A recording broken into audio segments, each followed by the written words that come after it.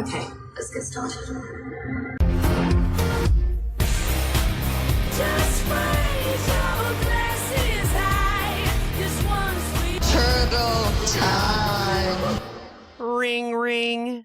Don Draper, this is Roger Sterling calling from Manhattan. Stop cheating on your wife and get over here now because Carl's Jr. just put out an ad that will have you crying like that one time when you were trying to sell Hershey bars. No, that wasn't a scene from Mad Men just then, but it's pretty damn close. Because if I know anything about Don Draper, which I don't because he was sort of mysterious, I know he would love Carl's Jr.'s new ad campaign that features one of the funniest concepts I've ever seen in an ad in months. Of course, I'm talking about Carl Radke's new ad for Carl's Jr. where he cleans up a bunch of burger wrappers and wakes up a hungover Carl's Jr. star mascot. The only thing Carl is about to be messy from is rolling around in a huge pile of money. Amy, it goes without saying that if this was up against that shitty floor wax ad that Don did, that this would be winning the Clio, right? Oh, yeah. I'm so proud. I never thought that Summer House would reach the echelon where we would put Carl Radke and Carl's Jr. on the same level, but they're one and the same. I'm like, Carl's a mess burger. I'm like, let's go to Carl's. Let's go to Carl's. No, seriously. Everything you just said is so right. It's now like Carl is bigger than Carl's Jr. So if they named a burger after him called, like you just said, Carl's Messy Burger, and it just had sloppy sauce all over it, that's a no-brainer. It's perfect. And Carl is the perfect person that I want the fucking dump truck of cash to just fucking flood his home and his spirit every single day of my life. This ad is amazing. I mean, it really was. You saw it, right? The glasses, cleaning up the stuff. Look-alike Summer House. It was sort of like uncanny where I was like, wait, where are we? For some reason, I mean, my gut was that they filmed this in LA, and maybe that's why he has been coming to LA recently. But I couldn't be happier for him. Finally it trickled down to Carl. It trickled majorly. This one is huge, and it's playing off that statement called Carl's a mess, which we've really come to appreciate for a while now. It's amazing. The concept of the ad is funny. It almost is its own sort of spin-off where you imagine Carl running his own type of summer house. Like maybe this is the hypothetical season 11, where he's like, pick up after yourselves. You've been eating burgers all night. And the wink to that mascot at the end was truly a inspired choice. Is it a Carl's Jr. star? Is that what it is? Yeah. Okay, yeah. Because I know the other one so well, the Jack in the Box guy, who I really love. Jack, yeah, he's got that kind of funny personality. And I remember I think they revealed him to be Ryan Reynolds underneath him at one point. No. Oh, I know. That was a subversion, and it actually was that Jack was off one day when he was promoting his stuff, and then they go, who the hell is actually in that mask? And it was Ryan Reynolds. So it was actually playing on your view of Ryan. But this Carl's Jr. star and the fact that Carl is named Carl, I'm just like, this is a fucking win. Like, yeah, I love it. And you can tell the comments, they're just like, this rocks. Like, fuck yeah, Carl. Like, eat all the burgers you want, baby. Like, yeah, I'm like, at least I love when cash just falls out of the sky. Like it's always there waiting in the wings, and then you blink and Sierra's doing forget your Sunday scaries and get your lactate dairies. Yeah. And I'm like, anything is possible. It truly is. Yeah, I was just gonna say. I mean, we're focusing on Carl's Jr., but there's been a lot of ads recently. Lactaid. I think on the exact same day as this, the Sonic Drive-In refreshers came out too, which we've already highlighted. I think it's amazing. Ariana and Sierra say we need a refreshing moment from our troubles. Let's drink these Sonic drinks. Like we always say, a big rising source of water lifts all boats within that same source. And so this is, I don't know, just fucking great. And I think actually to your first point, it's Carl's Jr. Like that's a huge We love this brand. So Yeah. it's those, and I kind of stepped on your toes a little bit when you were about to say Carl's a messy burger. Would you be thinking like, what are you thinking, like just all the toppings in the world on that thing if he did get a menu item? Yeah, some sort of a like sloppy sauce. Maybe I'll go to the Carl's drive-thru, get the Carl's messy burger, drive like 30 minutes to Sonic, get a refresher, and have them Yes. together. Oh, that fucking rocks. If Carl's a spicy mess and it's hot, which I don't even want to get too conspiracy brained, but there was a Tabasco comment on the Carl's Jr. ad that said, "Yummy, yummy, yummy. What if this had sauce on it too?" You Which know I why? think. Oh yeah, please tell me. He also did a Chipotle spawn and Tabasco they have at Chipotle. And he goes, I always get a protein bowl, double chicken. And I, of course, have to put Tabasco on. And Tabasco social media manager was like, love you, Carl's a mess, hashtag Tabasco spice. I'm sorry, but you just telling me that he's also doing Chipotle, I'm like, holy fucking shit, how did I forget? My favorite Tabasco sauce is the Chipotle flavored one. So that perfectly syncs. And they must be exclusivity be damned. Like when I used to do commercials, like as a casting, you'd be like, you can't do food ads when you're running a 6-month campaign. But I think they're like, fuck it, baby. Like, let this guy rip. You want Carl, you're going to have to live with it. Okay. I think I agree. So to go back to your earlier point, hot sauce on the burger makes you want to get a cool down refresher at Sonic's. No, there's no brand antagonism there. I bet Sonic's has already high-fived Carl's Jr. Just don't tell Wendy's. Oh my God. I don't want them. That little bitch. I do not want the Wendy's mascot to get a hold of Twitter and start doing their horrible hate-filled rants. But no, that's okay. So all that to say is, that is excellent, excellent news for Carl and Chipotle. Just a little last thing, too. I was thinking, what if Carl's Jr. went kind of like out of control with their sponsorship, playing on this niche thing that we love, and did a full-blown, like you said, celebration of Carl to where it even got to like Happy Meal status, like name a menu item for him, get little plastic Carl's figures of different things that he's done, and like just go nuts for like 3 weeks on Carl. I think the irony of that would really delight a lot of Bravo fans. So this Summer could of be Carl. the Summer of Carl, which is a part of the tagline, and he even played into it at the end of this ad. He said, like, Carl used to be a mess, but now he's not so much anymore, when he was cleaning up the burger. So huge win for Carl. Come on Turtle Time, Carl, whenever you want. We can just talk about the ads that you're doing if you want. Yeah. We don't even have to say anything bad. No. The abundance is inspiring. Yeah, it's great. And then speaking of that same beautiful, wonderful spirit that we have for Carl, you told me this.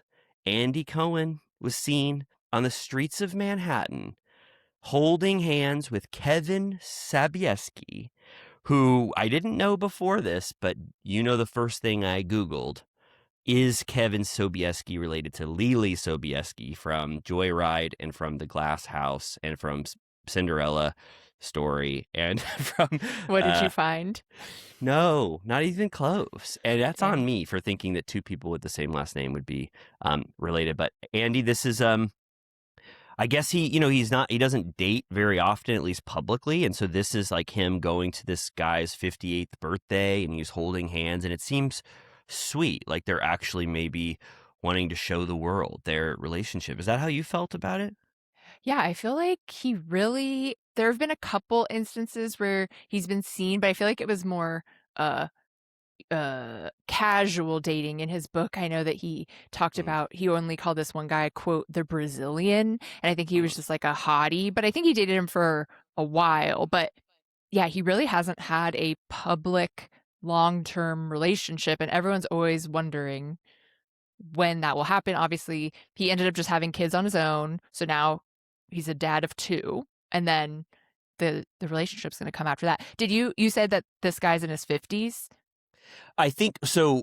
It was, oh no, I'm sorry. Oh my God. They were seen at Andy's 58th birthday, I think, because Andy just had his birthday 2 days ago or 3 days ago as of this recording. And they were also in Miami too, which adds a little bit of travel in there and longevity to the relationship. And so I think that's why people are like, oh, this is really sort of a new public sort of relationship for Andy. But I love this guy, Kevin Sobieski, from what I've read about him. Yeah, Andy's in the prime of his life. He's so filthy rich. He just got his dream apartment. He has his dream Hamptons house. He's living it up.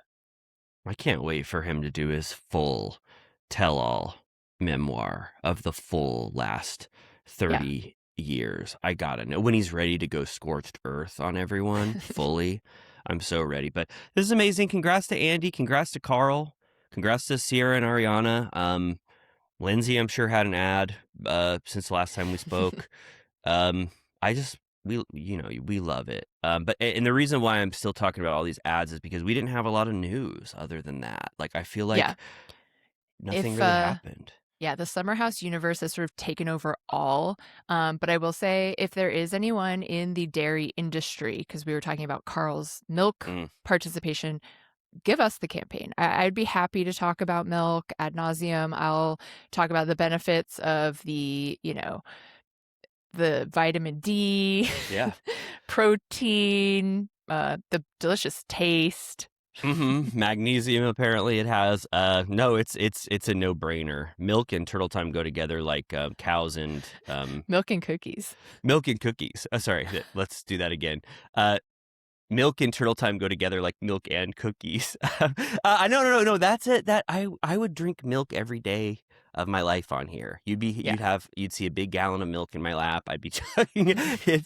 And we've both been advocates of milk way before Carl first professed his love for it. Or even, is lactate milk, or is it better milk for your body? It's like de-lactosed milk. Right. Okay. So I don't know how milk and lactate get along with each other, but I'm just saying this is milk's moment, and why not milk it for all it's worth with turtle time? And we almost agreed to drink weird alcohol while we were recording turtle time, and we were both like, is that weird? Like, should we'll be like Vanderpump Rules, where they have the cocktail next to them. I just have like a glass of milk, and you have some weird liqueur. Yeah, that's what I would do. Except we record for turtle time for 3 hours. Milk right here the whole time. I would no, but I'm saying it's not. This is not being silly. I would have a big glass bottle of milk next to me. We record for 3 hours and it's really hot, so I'd need some way to keep it on ice during the entire time. We have a milk mustache during our recaps. Yeah, it's just let us do some shit like that, please. Milk. We need to reach out to Gonna Need Milk. And then I've already talked about A2 milk, which people were like, I don't want to talk too long, but people DM'd me after I said A2, and they said, what is that, Riley? And I said, get your ass to Trader Joe's. That's the new kind of milk. It's from a cow. It's a casein protein that you drink it, and it's easier to digest within your stomach. It's like, I just realized that there are a couple people out there that are going to be furious that we're doing this again. Yeah. Well, I think that we sort of had, what are those things in the Odyssey called when they think about the future? Oracle?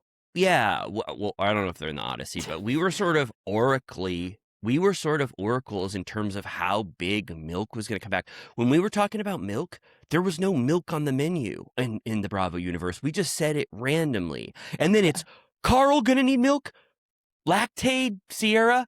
Yeah. What's the next one? Oh, Milkman on Milkman, yeah. Milkman. So it's like, come on. It's relevant. Now we can't talk about milk, a thing we love, when it's the biggest thing in the world. So just please, I also, by the way, bought my Odyssey tickets this morning. How did you get through? Because my friend group can't get it. They're saying it's harder than getting it. I pivoted to where? Cinematheque Director's Village. Okay. My friends had to pivot to the Arrow. And they go, Riley, can you get to the Arrow on a Sunday at 3 p.m.? I go, are you fucking kidding? But I said, AMC shit the bed. No, it's fucked. We shouldn't talk shit in case we want AMC to promote us, but no. Hey, I'm the most loyal Stubbs member alive, but it was like buying Beyonce tickets, which they should have. I knew it was going to be absolute chaos. They promoted it so hardcore, and like every person on earth is trying to buy tickets at the same time. But yeah, I'm also punting to the following weekend because I'm going to be out of town the opening weekend anyway. I'm gonna punt too. I said to my friends, I was like, I'll be with you week 1, Odyssey in City Walk, and then when I actually got time to put my money where my mouth is, I said I can't do it. So I'm gonna be that trying round to buy 2. City Walk tickets Yeah. for opening weekend is like trying to buy a ticket to the moon. It's like I didn't even try that shit. I was like, no. Yeah.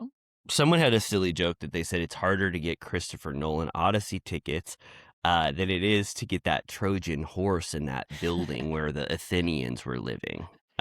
Which I was like, that's funny. I was like, it plays on what I know about the Odyssey. I've told you I'm obsessed with the idea that Christopher Nolan says that City Walk AMC is his favorite theater in LA because it's the only real IMAX. And I'm like, I love that he has to go to like the Taco Bell or like Bubba Gump's. Yeah. Oh, he has to eat a Pink's hot dog right before. I told you, I think I've said this before, that I went to see a film. I think it was the third Planet of the Apes film with my friends. And then all of a sudden we looked next to us and Christopher Nolan, dressed iconically as exactly as you could imagine. Yeah, it was in the parking garage. And then he got into a little Mini Cooper that played the British theme song when he beat. Like, Secret Agent Man. It was like, this guy is so fucking British. And it was so cool that I just saw a movie with Christopher Nolan and he got in a little Spice World themed Union Jack Mini Cooper and started spinning around the parking lot. And he was amped after the movie. He peeled out. He peeled and he was squealing with delight at what he had just seen. I was like, you're not so a real fucking cool cinephile unless you've seen him at the movies, so you've which seen I have him. as well. Yeah. You have? ArcLight. Yeah. Oh, that's fucking amazing. We saw The Handmaiden together.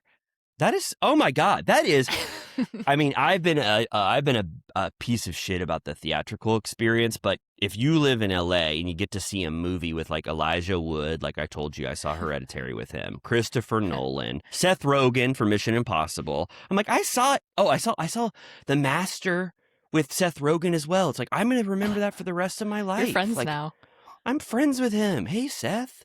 Did you like these Paul Thomas Anderson movies that we've seen together? So there's something about that that's obviously really cool. Totally. Last thing I'll say is that I saw Artificial Intelligence last night and I felt sick how sad it is.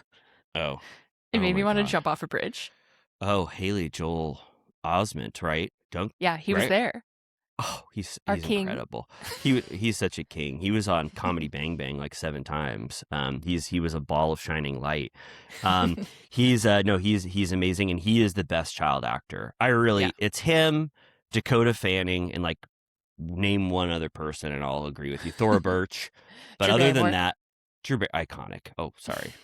And the boy, and that Henry Elliott boy or whatever that kid's name is. But Haley Joel Osment. I mean, him and AI.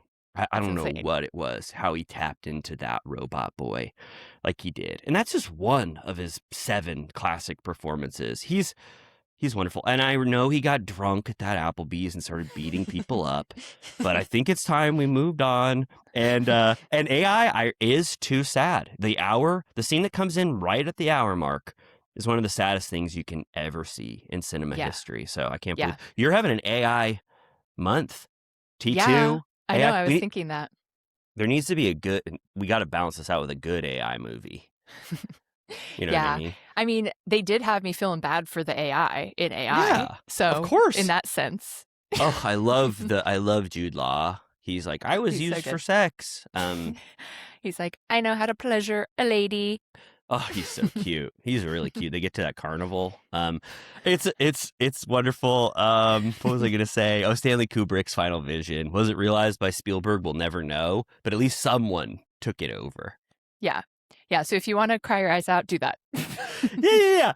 I was just gonna say, speaking of Spielberg on the rewatchables, huge for. Oh, did you listen? Ringerheads. I got 20 minutes in, but I needed to focus. But that dynamic, I know Sean Fennessy like the back of my hand, so well, not really, but as a listener, and I know that he was just fucking squealing with delight for Spielberg to be in the same room. So clip where he told him about the Kubrick isms, and it was really cute. Oh, it's so cute. I'm so proud of the rewatchables. Anyway, okay. Well, what the hell are we talking about? Let's go. Milk and other podcasts and some other stuff. Okay, let's fucking Let's Rip. fucking did somebody run fast in AI or in Terminator 2? Let's run as fast as a T-1000 to the next thing that we have to talk about, which is the Valley episode, Red Flags and White Claws. Not a great title. One of the worst. They use red flags, too much in titles on Bravo, but it really gets to the heart of two pivotal things that happen in this episode. And I do want to say that I think the Valley is getting a little better now that we're kind of, I think the last 3 or 4, I've kind of acclimated to the new tone and pace and a sort of Jaxless existence here. And I do think that I'm having a little more fun just savoring and enjoying these scenes. And I think when it culminates with Zach's testament to Kristen as a friend and Brittany as a friend, that's such a huge, real moment. That kind of plays on the legacy of Vanderpump Rules, to where sometimes validates it, where sometimes I don't know what the fuck Danny and Jesse's relationship truly is, or who cares if Danny doesn't know Lala enough. Like, it's so assumed in the Valley universe that these are all like close friends, or on every Bravo show.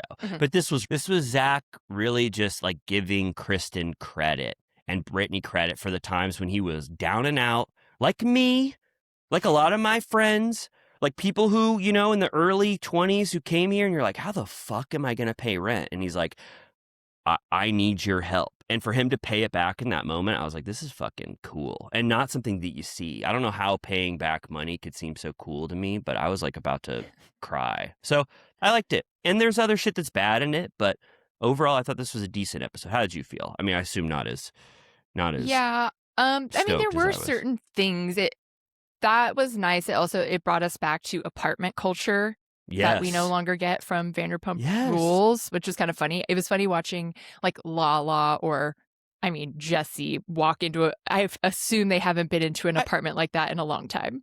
I thought the exact same thing. It was like Lala going back to a season 4 party of Vanderpump Rules in the 3rd season of The Valley.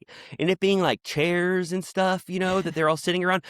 I think that I was like, is this too uncomfortable? Like, is this showing that, Zach just needed to host a party, so it's kind of like weird and not organic? But then seeing the cast in a different type of environment was actually more fun to me than them just having another house party at Brittany's, because it kind of made some interesting moments come up between them. Totally. So I liked seeing Lacey pick up the pizza, and be like, what is this one? What is this? It's funny, obviously his apartment looked extra shit because it was empty because his roommate just moved out. But, his apartment is shittier than the cast of the new Vanderpump Rules. I know. Those little cousin boys have, a very nice, expensive Marina Del Rey or wherever it was, beachside apartment. And even, I don't know, every apartment we saw on that show was actually, kind of nice. And I'm like, what side hustles or family money do these people have? Because the Sir waiters of yore could not have these places. Yeah, no, it's it's a different type of Los Angeles that the new Vanderpump Rules cast has access to. And then Zach kind of reminds you more of what we're used to, and that he's probably had that apartment rent controlled for 8 years, which he kind of says. It's 2020. I bet he lived there even longer, a whole different, rotation of roommates and everything. So we got a glimpse of that old past. It's like he was a fixture of Vanderpump Rules too. We just never really saw him. This is now Zach's story that we're getting a piece of. So I liked this. There's a few scenes that I really loved, and then a few scenes that are obviously just kind of filler. So we can kind of go through. We get a little glimpse of Luke and Jesse working out. Not a big scene, nothing of interest, except Luke got the full-blown McBee merch package because he's been wearing McBee hats, McBee steering, or what are those called? Hot poker rods, and then this shirt. And I'm like, well, how does he loves McBee? I guess this there's is the third time he's worn it, and there's other cast members that have appeared on Bravo since season 2 of McBee that have showed off their love for McBee as well. So it's like the McBee Bravo packages went out and some cast members are showing their love to. I just have to say, it just made me excited that we're about to enter McBee 3 pretty soon. I wonder if they sent Kristen a fat box of McBee teas when she did that like watch party with Brittany where they talked about the McBees, remember? Oh, yes. Oh, okay. Yeah, no, I didn't even think that far. That's true. That's exactly when they would have probably anointed them with those McBee gifts. And I just think it's like McBee is such a novelty sort of still in the Bravo universe that it's fun to have it be like, I don't know, like that we know that it's on the radar of other Bravo celebrities. And then really quickly, Jason comes back from his surgery and he's like Dr. Jekyll and Mr. Hyde after anesthesia. I thought this was really interesting. He's like, fuck, Janet. He's like, fuck. He was like barely mean. He was like, can you like go get me water? Thanks. And she's like, wow, like he's being a fucking huge asshole. Like I was like, okay, like I'm glad that your bar is so high for him, but compared to the other men on this show. No, it was exactly that. He was a little terse and like not fun and was ignoring her. And it was funny that it like the excuse was so valid. The doctor said he's not going to be himself out after anesthesia. And Janet was like, whoa, who the fuck is this? And what have you done with my husband? Like, and I also like she gave him a snack tray. This is only for me and no one will care. But Trader Joe's shoppers, I love this.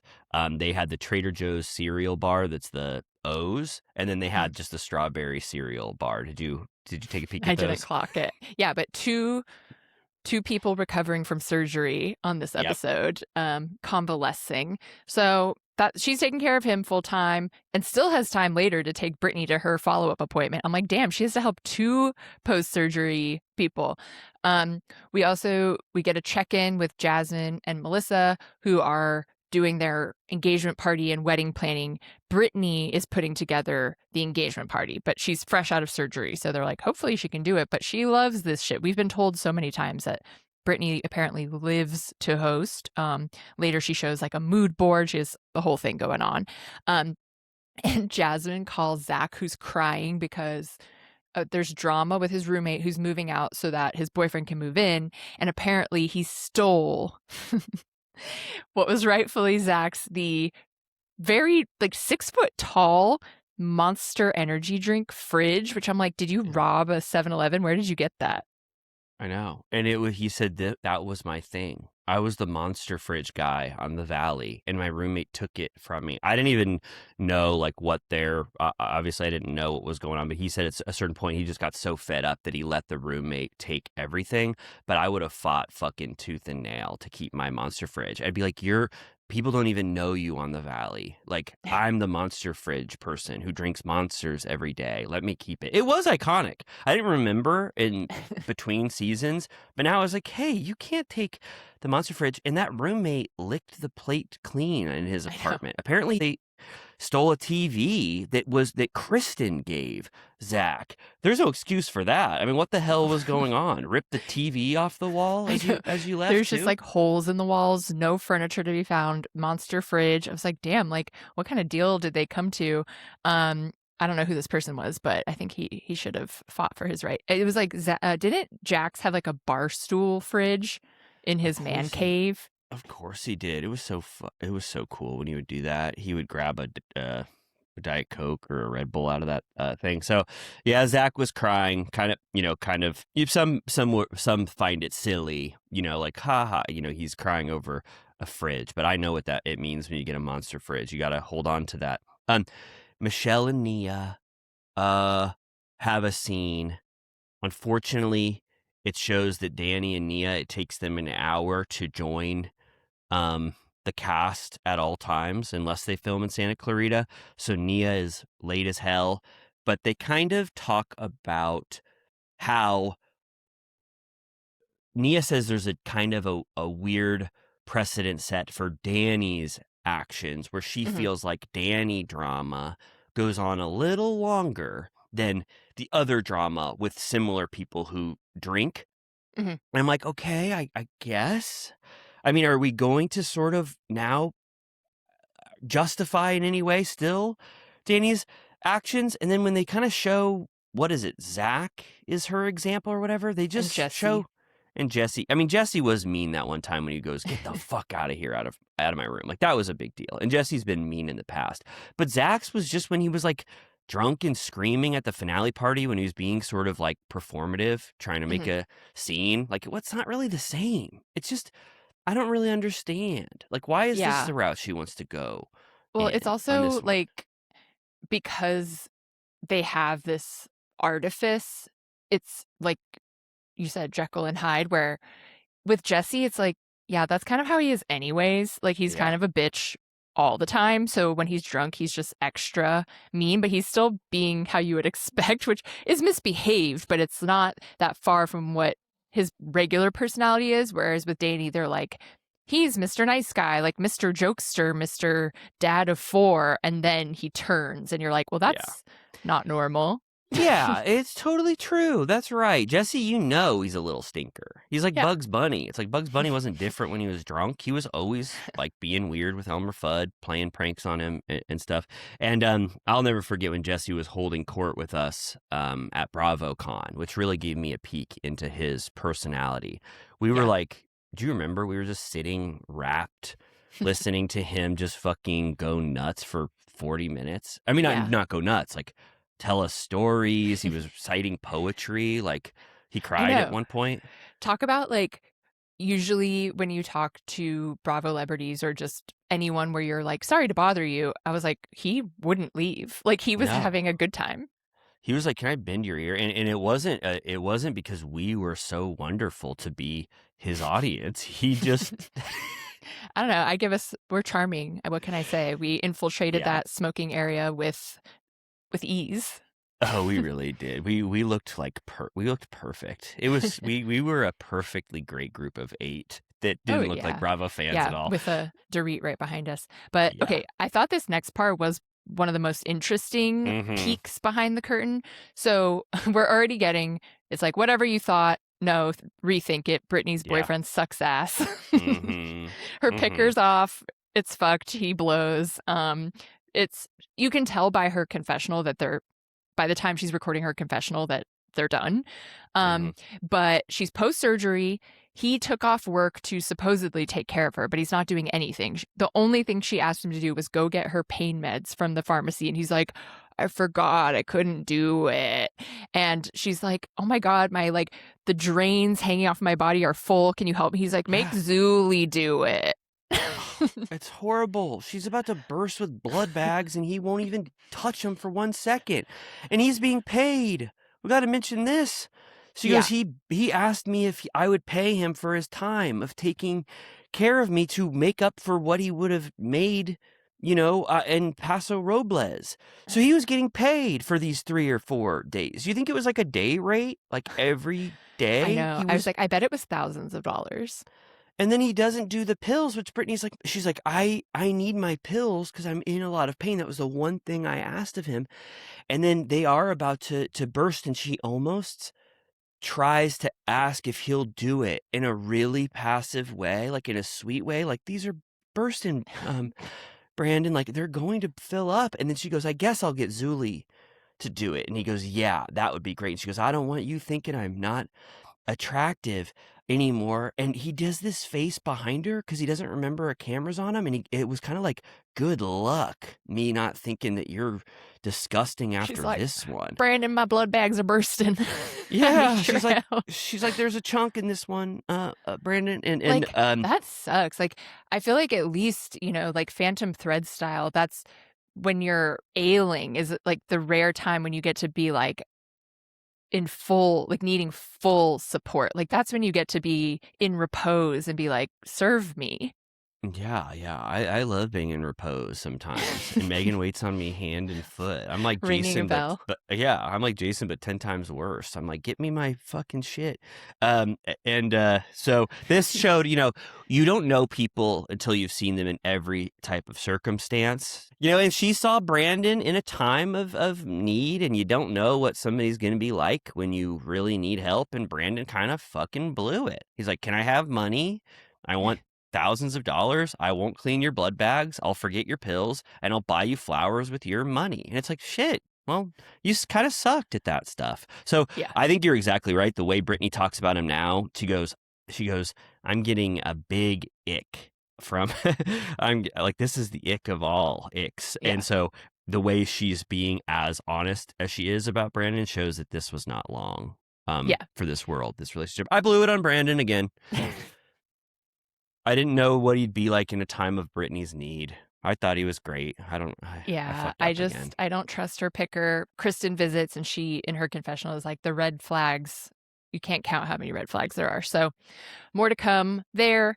We get another depressing Danny and Nia dinner where they have to bring the infant with them on their date. And he looks so miserable. I was like, what are you even doing? Like, the second it showed him, I was like, if I were her, I'd be like, if that's going to be your face the whole meal, then we shouldn't have gone out. Like, at one point, he's like, what do you want me to do with the baby? And she's like, I think you should wear her because, like, she's going to fall asleep. And you could tell he's like, ugh. Yeah. Danny seems very pained this entire time. And everything that Nia says, he's sort of exasperated by. She's like, she wants to go to bed, darling. She'll go to sleep now. Stand up and start bouncing her. And he's like, fuck me. And then she goes, she's barfing, my darling. And he goes, fuck. He goes, I hate throw up even more than poop. It's like, yeah, okay, well. But in the same breath goes, so you're saying there's a chance we could have another one. I was like, you want to do this again? You love it so much at this time? Yeah, what are you, Captain Von Trapp? Are you trying to get the wonderful seven? Liesel, Kurt, Brigida? It's like, are you fucking kidding? He wants 5? And she goes, you're getting your vasectomy tomorrow. Like, what are you thinking? And you're complaining about barf. Like, a little bit of spit up. So did they need to go to this dinner? Yes. Did it need to be in Glassell Park? Yes.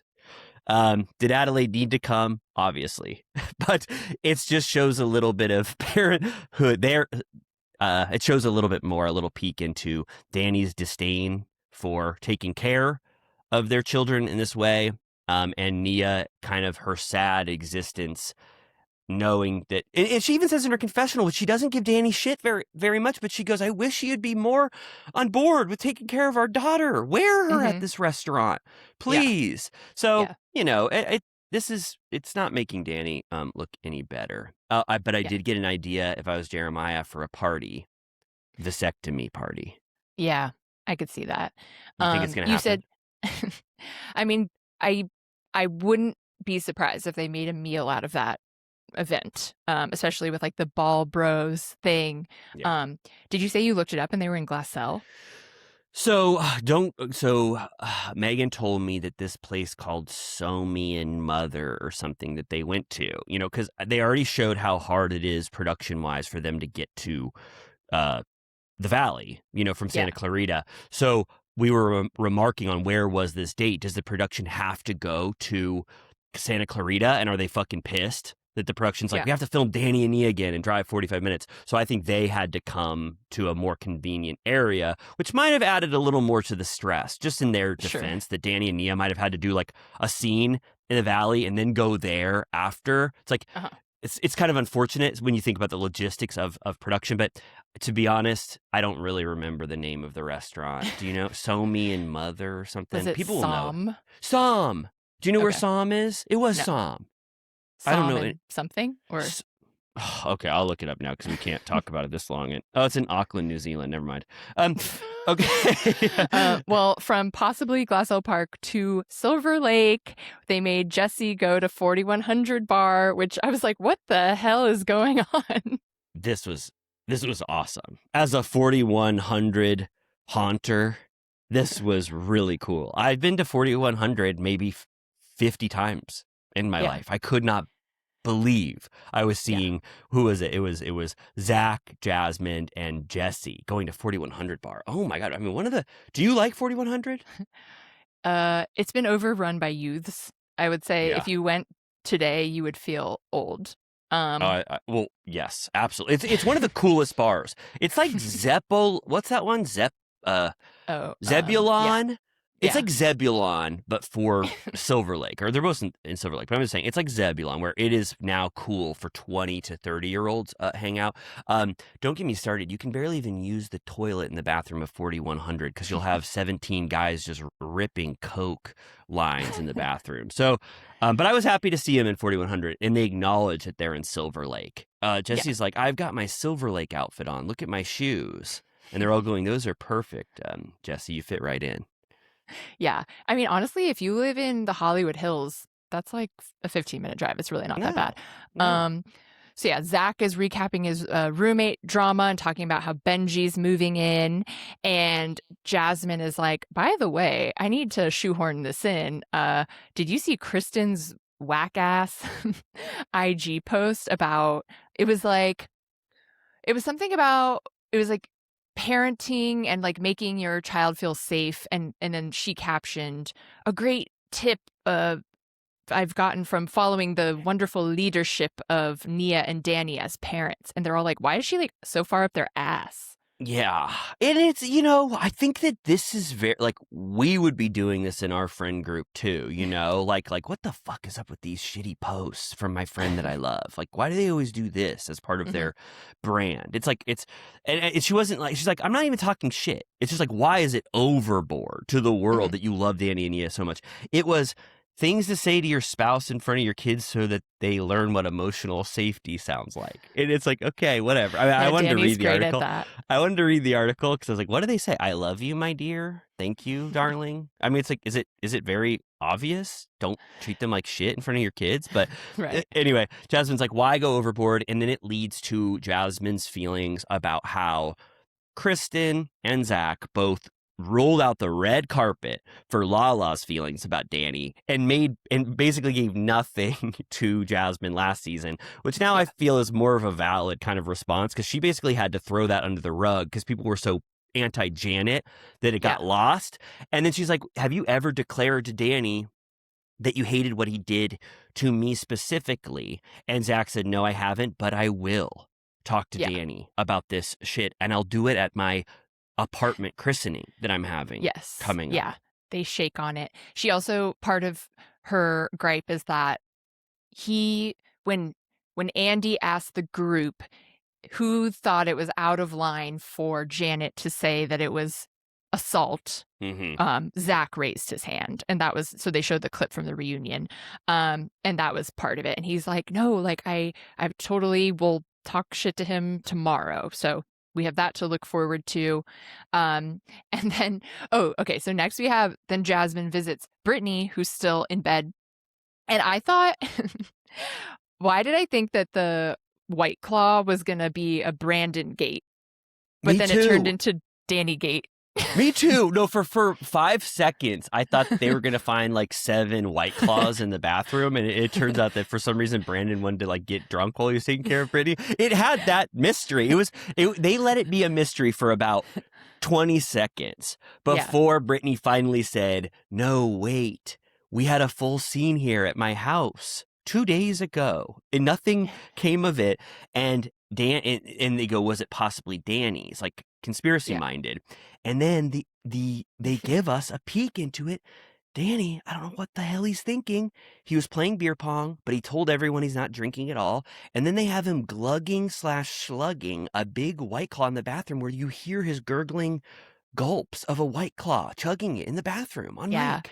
They put him in like Sasquatch cam, where they put him in slow-mo and it circles his White Claw, and then he opens it on the stairs on the way up, and they're like, Danny's mic. And I'm like, they fucked him so bad. But I mean, what the fuck did he think was going to happen? And then later he tries to sneak again. I'm like, you're on camera. Like, what are you talking about? Why is this better than the alternative? This is worse. I would rather him go, look at me. I'm going to chug 3 beers at the start of this party, and I'm going to not be mean to my wife or anyone else, or turn into an annoying frat guy. Like, what? This is worse. Now you make us think that there is something to be reckoned with by going, I'm going to look for those ice drinks. I love those shitty fucking ice drinks, Nia. So where are those ices that he has? And then pouring rum or whatever into it. It's like, you are making us think it's worse than it might actually even be. How is that a good solution here? It's just not. It's adding so much fodder now to an already pretty strong anti-Danny storyline about his drinking and treatment of people. I know. And like the show is on board. They're like, you're giving Yeah. us meat. Okay, so then Danny,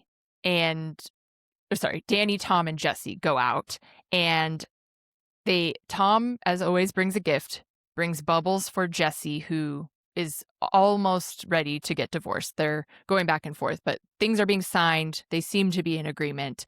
Even Michelle says more nice stuff earlier in the episode where she's like, that man will be in my life forever. I adored him for many years. Like, she's turned a corner, even though we talked about in the comments, maybe they have begun feuding again, but he started a war in our comments. The Jesse Lolly Turtle Time comment. He was like, you have no idea the fucking shit that she talked about, Lacey.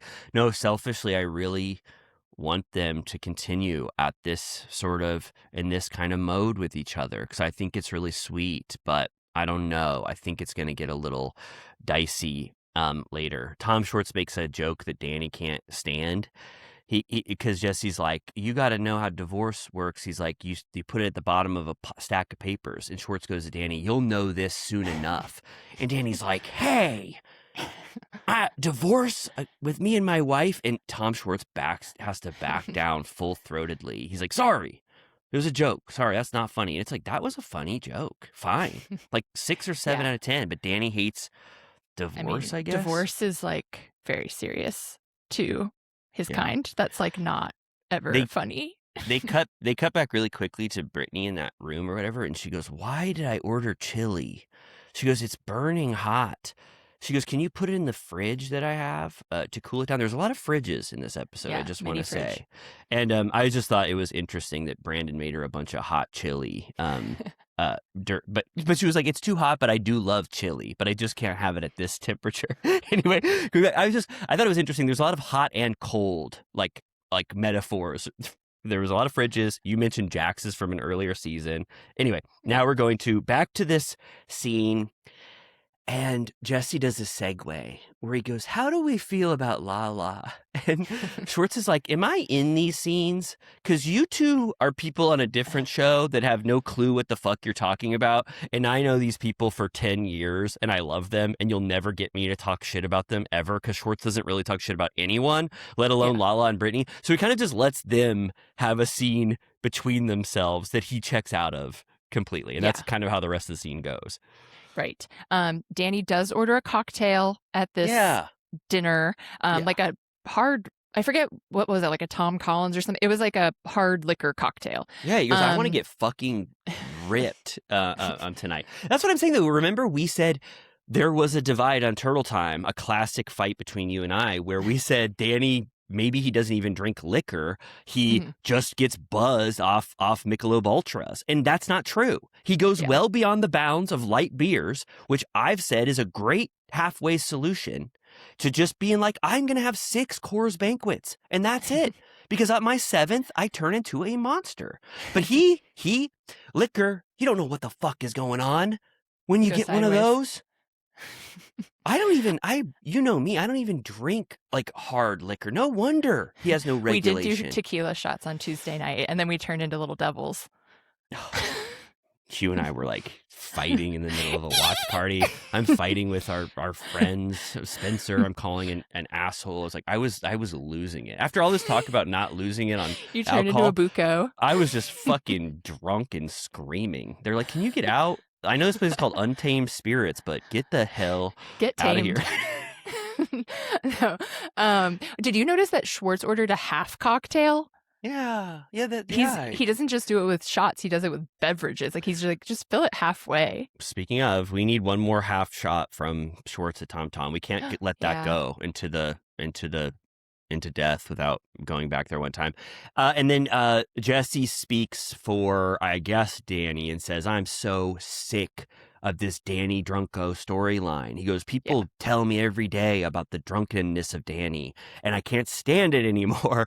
And Danny, I remembered this, which was kind of funny because when they show Jax, it's so, Yeah. he's so powerful. I don't mean that in a good or bad way, but it's just so shocking to see him. Like that he goes, Jax tried to paint a target on you for your drunkenness. And then it brought me back to that scene where Jax came out of his, what was that called? His health house. And he goes, he immediately went at Danny for his drinking. And Danny was like, what the fuck are you talking about? Like it was so funny then to have Jax have the moral high ground on Danny. But it did remind me that Jax tried to make that as a part of his storyline against Danny. And then Jesse goes, well, guess who else wanted to paint a fucking target on your back, baby? He goes, Brittany. And then it's like, that's supposed to be the big reveal that Brittany conspired with Jax to be like, let's take out this fucking Danny, this drunken Danny mess. And it's kind of silly knowing what we know about Brittany. It's okay to entertain it, and I got thrilled to imagine it. But Schwartz kind of has, I think, the proper assessment on this one. He kind of just goes like, I think it was pretty much Jax's rage was basically just like the Eye of Sauron, blasting constantly. And if Brittany could ever get out of that Sauron's big flames, she was willing to let it go anywhere. And I have to believe that there is some middle ground here, that it's not the revelation that you think. Just because I know Brittany I know Brittany well enough. I know she's not the angel, like wonderful, beautiful You're angel. no sit angel, down. sweetheart. Oh my God, I'm quoting Jax for God's sakes. No, I mean like they patronize Brittany and treat her like she's an angel from heaven. I know that's not the case for anybody, but I just don't think it went to this extreme where she was like, let's conspire, you and I, Jax, against Danny and Nia. I don't think, but you let me know. Jesse's like, Brittany gets away with everything, like Baby Spice. They think she's so innocent. But yeah, I agree that she's passive, and being passive does have a limit where it becomes, you can like weaponize being passive because it's like, what do you stand for? And she has had moments where she got pissed, like in Santa Barbara or whatever. She's like, Danny's asleep, he's drunk as a skunk, and I have to put all my dirty laundry out there. Yes, of course. I see it as being something like that, about shining a spotlight on the hypocrisy of other cast members. But the way he paints it is sort of like with very malicious intent, which I don't think is true. And that's when Schwartz kind of gives his view of everything. But I know it's going to lead to future scenes because I think Danny and Nia are going to sort of probably talk about Brittany and her role and kind of highlighting him as a villain in season 2. And maybe it will be worse. Maybe Brittany will be revealed to be, a little bit of a stinker, but I don't think we're there yet. And then speaking of Brittany, this next scene was so emotional, touching. Brittany goes to Dr. Lakey's office with Janet. And I got to say, Janet is the worst friend to bring along if you don't want to laugh your ass off with stitches. Because she Janet had her in stitches. Yeah, that's what I was gonna say. She would grab those big implants and she put them where her under her shirt. And she goes, "Could you imagine if I had implants like this?" And Brittany goes, "Stop it! I can't laugh. You're killing me now, Janet." And Janet, like, if my friend in stitches told me that, the urge to want to keep laughing is going to be huge. So, but Janet was able to turn off that humor pretty quickly, right? To spare Brittany. Yeah. Get it together. Dr. Lakey does come in for this consultation. Yes. We get to see the titties. The doctor says he's very proud of the outcome. Brittany loves them. Oh, yeah. They also they unbandage her. We get to see the tummy tuck, and she starts like weeping. She's so happy. And he's like, by the way, you're extremely swollen. It's only going to get better from here. And she's so happy, sobbing. And then she reminds us again how horrible Jax was to her. They show her talking at the reunion when she finally got her groove back and was talking shit about him at the reunion and was like, he treated me like shit, called me a tree trunk, like talked about my body constantly. I gave you a son and you talked about my stretch marks, like you fucking suck. So this is like her freedom surgery of like getting her groove back and feeling good. She says again, once she heals, you're not gonna be able to keep clothes on her. She's gonna be running around, dancing on the bar top. Yeah. She says, get ready, bar tops, because I'm going to be dancing on Coyote you all. ugly. She goes, I've got a flat stomach, total coyote ugly. That's what it reminded me of. I was just, I'm happy for her. And it reminds me again of the depths of horror we were dealing with last season, when they would go from scenes between Jesse and everyone else, and then they would show us Jax and Brittany, and it was like the worst shit you've ever seen. And just even being reminded of Jax potentially saying that Brittany was built like a fucking tree trunk or whatever, you're like, God, that was so bad. Like, maybe the Valley actually just does need to be removed from Jax and stand on its own, in a way, just because, like, being brought back to that, like, it was kind of shocking how toxic that shit was. Every time I saw Jax, I was like, whoa, oh my God. No, holy it was shit. so bad. Yeah, I remember that. The playing cards on the cameras. Oh, playing cards on the cameras. We were talking about like way different shit last season when we were dealing with the Jackson and Brittany shit. I will say that for a microsecond before I thought the White Claw was Brandon's, I was like, please don't tell me it's Brittany's. I was like, but she was like, I don't drink White Claw. I was like, thank God. I was like, she goes against doctor's orders a lot. And I was like, if you drink a White Claw while you're on painkillers for your tummy tuck, I don't know what I'm going to do. That was the first mystery I thought. For one second, I thought Brittany first. Jasmine was going to be like, are you drinking White Claws? And then I thought all the different theories first. No, I agree with you, because you and I both know better than anyone that Brittany ignored her stomach issues for years. She'd go to the stomach doctor. They'd be like, you can't have alcohol. Cut to her doing a tequila shot in the lobby right after. So she doesn't give a shit. She's like GERD's biggest enemy. She's like, but all I drink is margaritas, which is like pure acid and alcohol. Yeah. Like, her gut is like screaming. Yeah, GERD doesn't want to see Brittany coming. It's GERD's worst well, she's nightmare. Actually GERD's best friend, because she keeps him in business, Mr. GERD. It's true. Yeah, it's true. GERD is going nuts. He's like, this is great.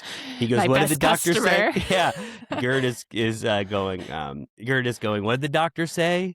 Does that include margaritas? What about spicy margaritas? Tomato sauce. Yeah, she goes, those are my favorite things for GERD. Because they were like, no hot sauce, no margaritas. She goes, those are two of my favorite things. But what is GERD again? Is that gastrointestinal? It's like gastro. Yeah, it's like, it's essentially like chronic reflux, basically. Oh, all right. Yeah. So if she has, that's potentially what she that has the symptoms of what she's talking about, GERD. Yeah, GERD. They never, despite how many appointments we've seen her go to, they're always like, girl, we cannot get to the bottom of this, because every time we talk to you, you said you just drank like 10 margaritas. So Can you stop that? And then we'll figure it out why you have so much inflammation and nausea. Yeah, and she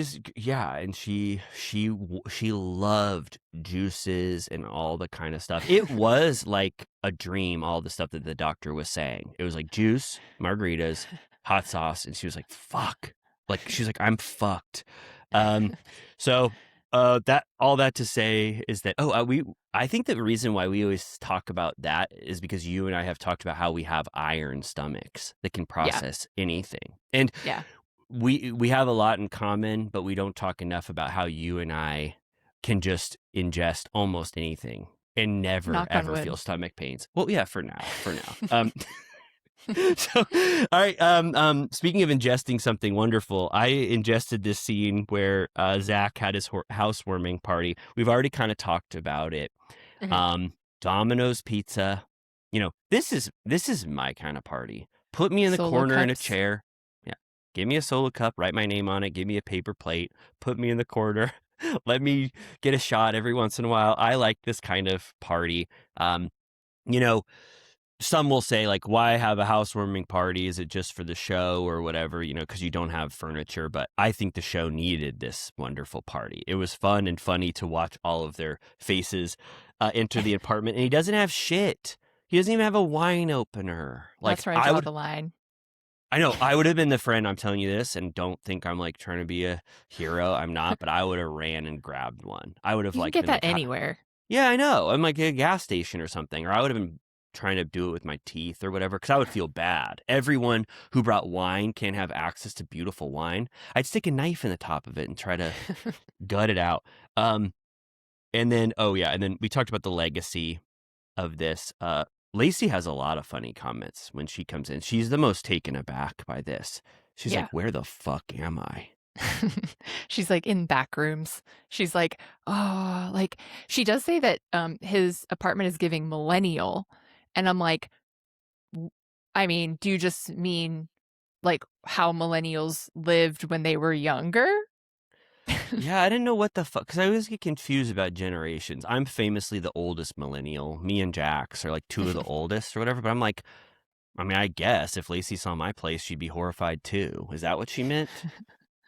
Yeah, I mean, I appreciate it. It was funny watching her enter. They're all Yeah. like, look at her face. She goes, I love what you've done with the place. And everybody knows what that winking means. I love Lacey. I mean, you all tell me when she's wrong or horrible.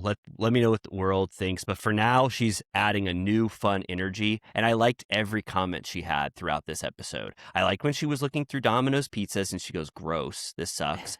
And I liked when she even was having the conversation later with Lala and Michelle, when she was kind of being fun. You want to just talk about that now? She's like, Sure.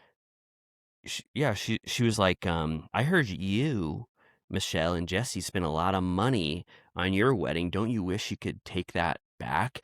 And Michelle is like so uncomfortable with Lacey in this kind of environment, and it's added to the awkwardness that they're in chairs that are facing each other, like this. And Lala in her confessionals like Lacey's overstepping here to be talking about their wedding. But I didn't really, that's the kind of irreverent bad comments I would make if I was at a party with my friends. Like, I like talking about money and stuff, so I didn't really think ill of Lacey for making that comment. What did you think? She's lucky that Michelle didn't want to fight, because I think if this happened at another time when Michelle had it up to here with Lacey, she could have gotten pissed, but she just sort of smiled through it, but you could tell she was offended. Okay. But what, do you think it was offensive? Yeah, it's like, don't comment on you're dating my ex-husband. Can you not talk about our wedding, you freak?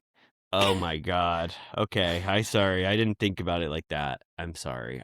Okay. I didn't think about it like She was trying to be a stinker, and then she goes, should I throw you a divorce party? It's like, bitch, what are you trying to do? I mean, I appreciate it as a viewer, but like, she was trying to get her pissed. Okay. All right. Well, okay. I'm not fighting for Lacey.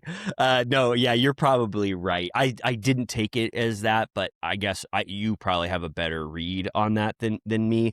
I thought that the idea of throwing a divorce party, it's just one of those sort of irreverent statements to make. But okay, all right, I take it back. Every woman dreams of having their ex-husband's new girlfriend throw them a divorce party. Yeah, I have to work on my relationship to these type of situations. But I did like when Lacey said after that comment, okay, that wasn't funny. That was rude. It was funny, but like, right. It was funny. It was she's adding some flair that is much needed to this group. Right, but not appropriate. And then, but she goes, here's how I would throw a divorce party. And she goes, Saddle Ranch, keep it closed to the public, cowboy hats, bull riding, and let us ride into our future divorced. And I swear to God, you could hear Jeremiah licking his lips in the confessional. He's like, can we cut this out and actually do it? Because that would be so fun. But I know it's not happening because they let Lacey say it. But I thought that was, was that shitty? Was that a shitty idea? For a she was like, party? let's get like cheesy hats that say divorced AF and do, some like cheesy shit like that. Remember when Cynthia Bailey, they were like, let's throw you a divorce party. And she was like, there's nothing fun about getting divorced. That's actually very sad to me. And I don't want to do that at all. Of course. But this is the world in which parties happen for things that were previously unheard of. So Lacey throwing a divorce party at Saddle Ranch for Michelle gave my entertainment brain the big spark of like Alex Baskin and Jeremiah were probably like, can we do it? Please. But like you said, Michelle said, that's off bounds. Like that's totally out of bounds. There's like, everyone is being pushed to new dynamics because of the seating arrangement. And at one point, Tom brings his young girlfriend And Lala's like, holy shit, you're gorgeous. And she goes, am I? And she's like, yeah. And Tom's like, can you, Lala, tell her that we're not dating because we keep joking about it and she's feeling some kind of way about it. So can you tell her? And she's like, yeah, definitely not. I actually might steal you for myself. And then she goes, but low key, my eating cookies days are over because I could only do that kind of stuff when I was wasted. So that's an update. That's huge for us who've been on Cookie Watch. It's it's true, and she who shall not be named. You know, Lala doesn't even feel comfortable naming Ariana, but that's the unseen. You know how every movie is secretly about the person that is not there. This is Ariana is the person that she's referencing, but she won't even say it because her and Ariana's relationship is fucking over. But that was great, and I think I love Kiana and Tom Schwartz, and I know I do this all the time, but I think this is going to be the one. I really I really do. And we haven't said this, or we said this already, but Danny is pulling the wool over the viewer's eyes. We're too smart for this, Danny. I'm not saying me personally, but a lot of viewers know what you're doing when he's chugging water like a goddamn dog on a hot day. He's like, where's the water? Where's the water? Do you know how many times they showed him guzzling water? He's like bent over that water cooler is actually kind of cool. For all the things that Zach doesn't have, that little water cooler is kind of nice, but he's bent over that and he goes, where are those not hard. He goes, where are those ices, those sparkling waters, to Nia directly so that he can go in the kitchen and hope that enough figures are going to be passing him to where he can't pour rum in his drink. What about that? So like overworked, like to be like, is there like a Spindrift around here? Yeah. Or maybe like a Kirkland, like grapefruit, or like a Diet Coke, or like, he's like, I'm going to try one of these sparkling waters. That looks very interesting to me. Yeah. Said no one ever. I'll just bring that phrase back. No one has ever looked at a bunch of those ice drinks, they were unopened. From God knows where. I don't even know what the hell those are. Like, no one. I'm a Spindrift person. I've said it 100 times. But he goes, can I have one of those sparkling ices that are warm?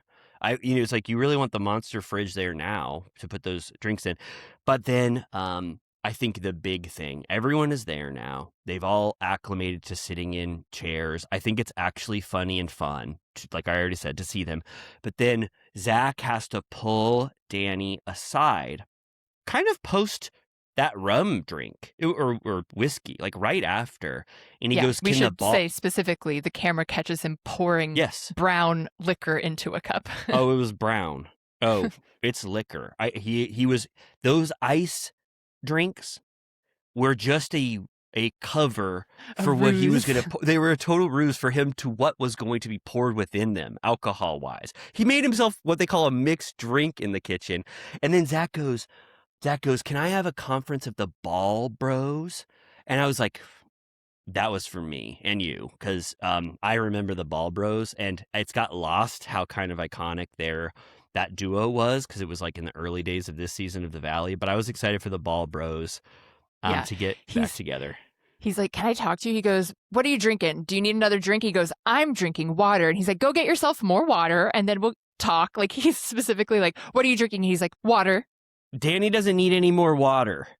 He's had a lot. And I love being hydrated. I drink as much water as that. But I'm just saying, Danny didn't need more water. He had about 7 or 8 cups of it in addition to alcohol.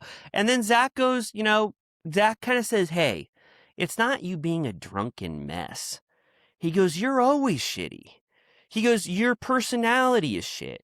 You turn into this alpha frat guy that no one can stand. It sucks. And you're an outlier personality-wise on our cast. And and Danny goes, are you confusing alpha frat boy behavior for charisma? And Zach goes, not really. It's just horrible. Not really, bitch. He's like, you're actually like very toxic, have this like frat bro energy that makes me feel unsafe. Like, he says it like he somehow like skirts the line where it's like Yes, never absolutely. totally offensive, but Danny's like, and he's like, I think I'm just a ball of fun. And he's like, yeah, it really rubs people the wrong way. So, and he's like, Zach, I just have a big personality like you. And I've been drinking water all night. What are you talking about? And he's just like, all right, well, I mean, how do they even wrap it up? He's just like, I'm just letting you know that I'm like, I care about you, but it's a little much. Yeah, this is what ball bros do. It's like we just take each other aside every once in a while and say that our personalities are shit. And Danny not recognizing that he has been lame and shitty and done stuff that caused people to view him differently while he was drunk at this point is a little odd. I mean, really, I guess I'm so self-critical, or maybe have low self-esteem, but I'm telling you, like, if I saw myself drunk treating people or those accusations were against me, like, God knows how I'd be feeling about myself and what I would have done to try to repair my image. The fact that he has not, well, we did talk about how you and I were screaming and drunk at Untamed Spirits, but I'm just saying that it's more of a problem that Danny doesn't think that he's being weird and annoying while he's drunk. Like, just that alone, it's kind of like, you're just not fun to be around when you're drunk. That shouldn't be that hard to say. And now we know he's pushing the limits with liquor to where he doesn't know how drunk he's getting instead of just drinking 4 beers, like I said. So it ends nice. It was the nicest conversation that Danny could have ever gotten, because Zach and Kristen are still staunch allies of Danny and Nia. So Danny was almost lucky that it was Zach pulling him aside for that convo in the room. Yeah, totally. Okay, so then we go to the end of this. It's Zach pulls everyone around. He makes his tearful speech where he says he's been in LA for 9.5 years. He calls people, he says, Kristen, come over here. You're one of the people I'm about to talk about. And he's saying he never could have survived without certain people, including Kristen and Brittany. He implies that there are times when he couldn't pay his bills and they helped him. And he shows her what I assume was like a Venmo or a Zelle. And he goes, I paid you back what I owe you, which, I mean, not that it was an insignificant amount of money, but I thought it was like, oh, like he really owes her. And she was like, apparently he paid her back more than he owed. She gave him $1,200 and he paid her $2,000. And I was like, I mean, that's like real life, like amount of money. But I was like, yeah, like that's not that much. Like, I mean, didn't Sandoval give, how much did he give Sheena and Kristen? I feel like it was like in the 10,000 range. I think so too. That's obviously, like, we've talked about this and people get mad when I say it, but like they were making millions of dollars towards the end of Vanderpump Rules. So Zach is kind of saying, I'm now in a place as a 3rd season cast member to where I've got a little bit of savings and I'm making enough money that now I'm ready to sort of repay my friends who got me through a tough time. That's why I just think this event is so like nice and notable, because, I've been in this situation, and I'm saying if I could give back, or if people wanted to give me back money that I've owed them in that way, while also like spotlighting how much of a friend they were, I just think that's a very sweet notion and something that I don't know if it's LA or whatever, but like I just totally understood the motive here. No, and I would love to get $2,000 Zell to me. Could you imagine?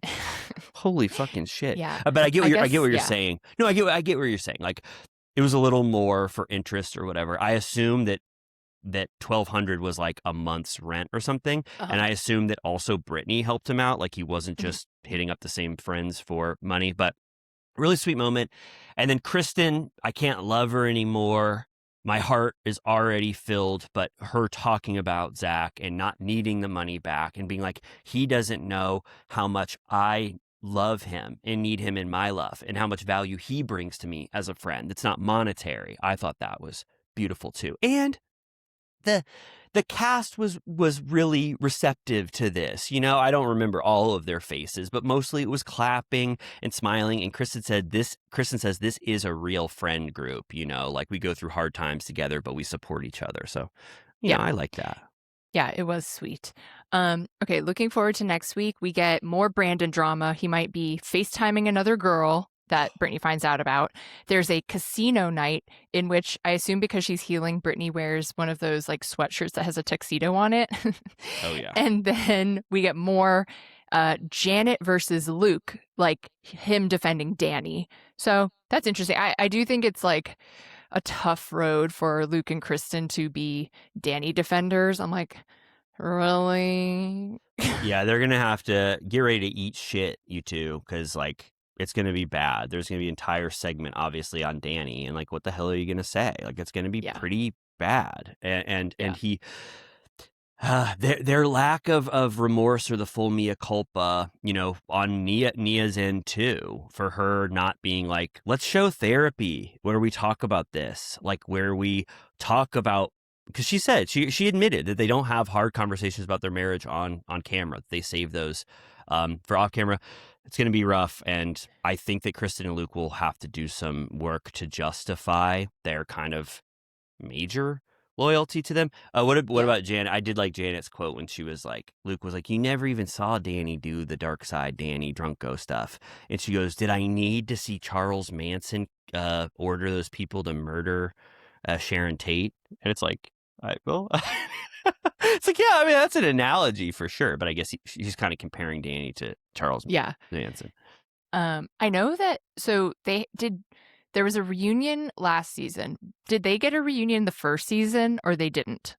I think they didn't. I think it was something that we thought that the Valley was worth. Season 1 was worth getting a reunion. I don't think they did. And then they honored it the second season. I was thinking about that because I could have said this up front. I forgot. But In the City's getting a reunion, which is kind of interesting. I'm sure they just want to like keep charging ahead with talking about Scamanda is probably why they think it's worth it. But you're breaking news to me on Turtle Time. Oh, you didn't hear that? No. Well, Sorry, I should have said it for news. Yeah, what? I just remembered. When did they announce that? They said reunion? I think Andy called for questions. Oh, okay. Yeah. All right. Well, that's huge. Well, Amy, would you permit me to do, I've been chugging water like Danny in an apartment, at an apartment party. Could I be relieved for a few minutes and then we'll come back and talk about Rhode Island and Atlanta? Yes. Well, when the Saints go marching in. Well, when the Saints go marching in. That's right. Amy and I are talking about Real Housewives of Rhode Island and my new favorite cast member, Rich, Rosie's husband. What an episode. We have the answer to what they were going to do about the... Did we literally say they were going to do some shit like that? Like sing the oldest, most no rights needed song? Well, there are only 7 songs that are popular that are in the public domain. And we did talk about how they were going to deal with this. And this was obviously the funniest option when the Saints go marching in. I think Happy Birthday to You would have also been funny. Take Me Out to the Ball Game. I thought that would have been interesting if he would have done that. But no, he had very limited options. But then the question is, sorry to get ahead of it, but the question is, how did he get the rights to, I guess I'll start, what is it? I guess I'll start. Fools Rush In. Oh yeah, Fools Rush In. I'm like, damn, Rich, do you have, did they did? Or do you think that Rich has some connection to that licensing group or whatever? Because I don't know how the hell he got that one. I liked how when he's like, he sings, "Oh, when the Saints come marching in," and then he's like, "Good night, everybody, taking a break." I was like, oh, okay. We just cannot have him singing for too long. It's too much. Oh, no. He goes, eat up and drink up and let the Saints march in for a second. He couldn't play very much. The entire set was dictated by Bravo's copyright rules, which, I mean, it's kind of at the top of the hour here. So I loved this episode of Rhode Island. I really did. It obviously peaks and then has an amazing end, and there's maybe some fluff in the middle, but still, I think you just have to remark at how entertaining this first season of a franchise is. And I'm like meeting my friends each week. I'm like, I missed you, Alicia. I love you. You're my best friend. I've known you for 7 weeks. I love you. I love Joellen. I'm only loving Kelsey more and more each week when she shows off that painting. Don't get me fucking started. I'm like, who the hell is this? Monet?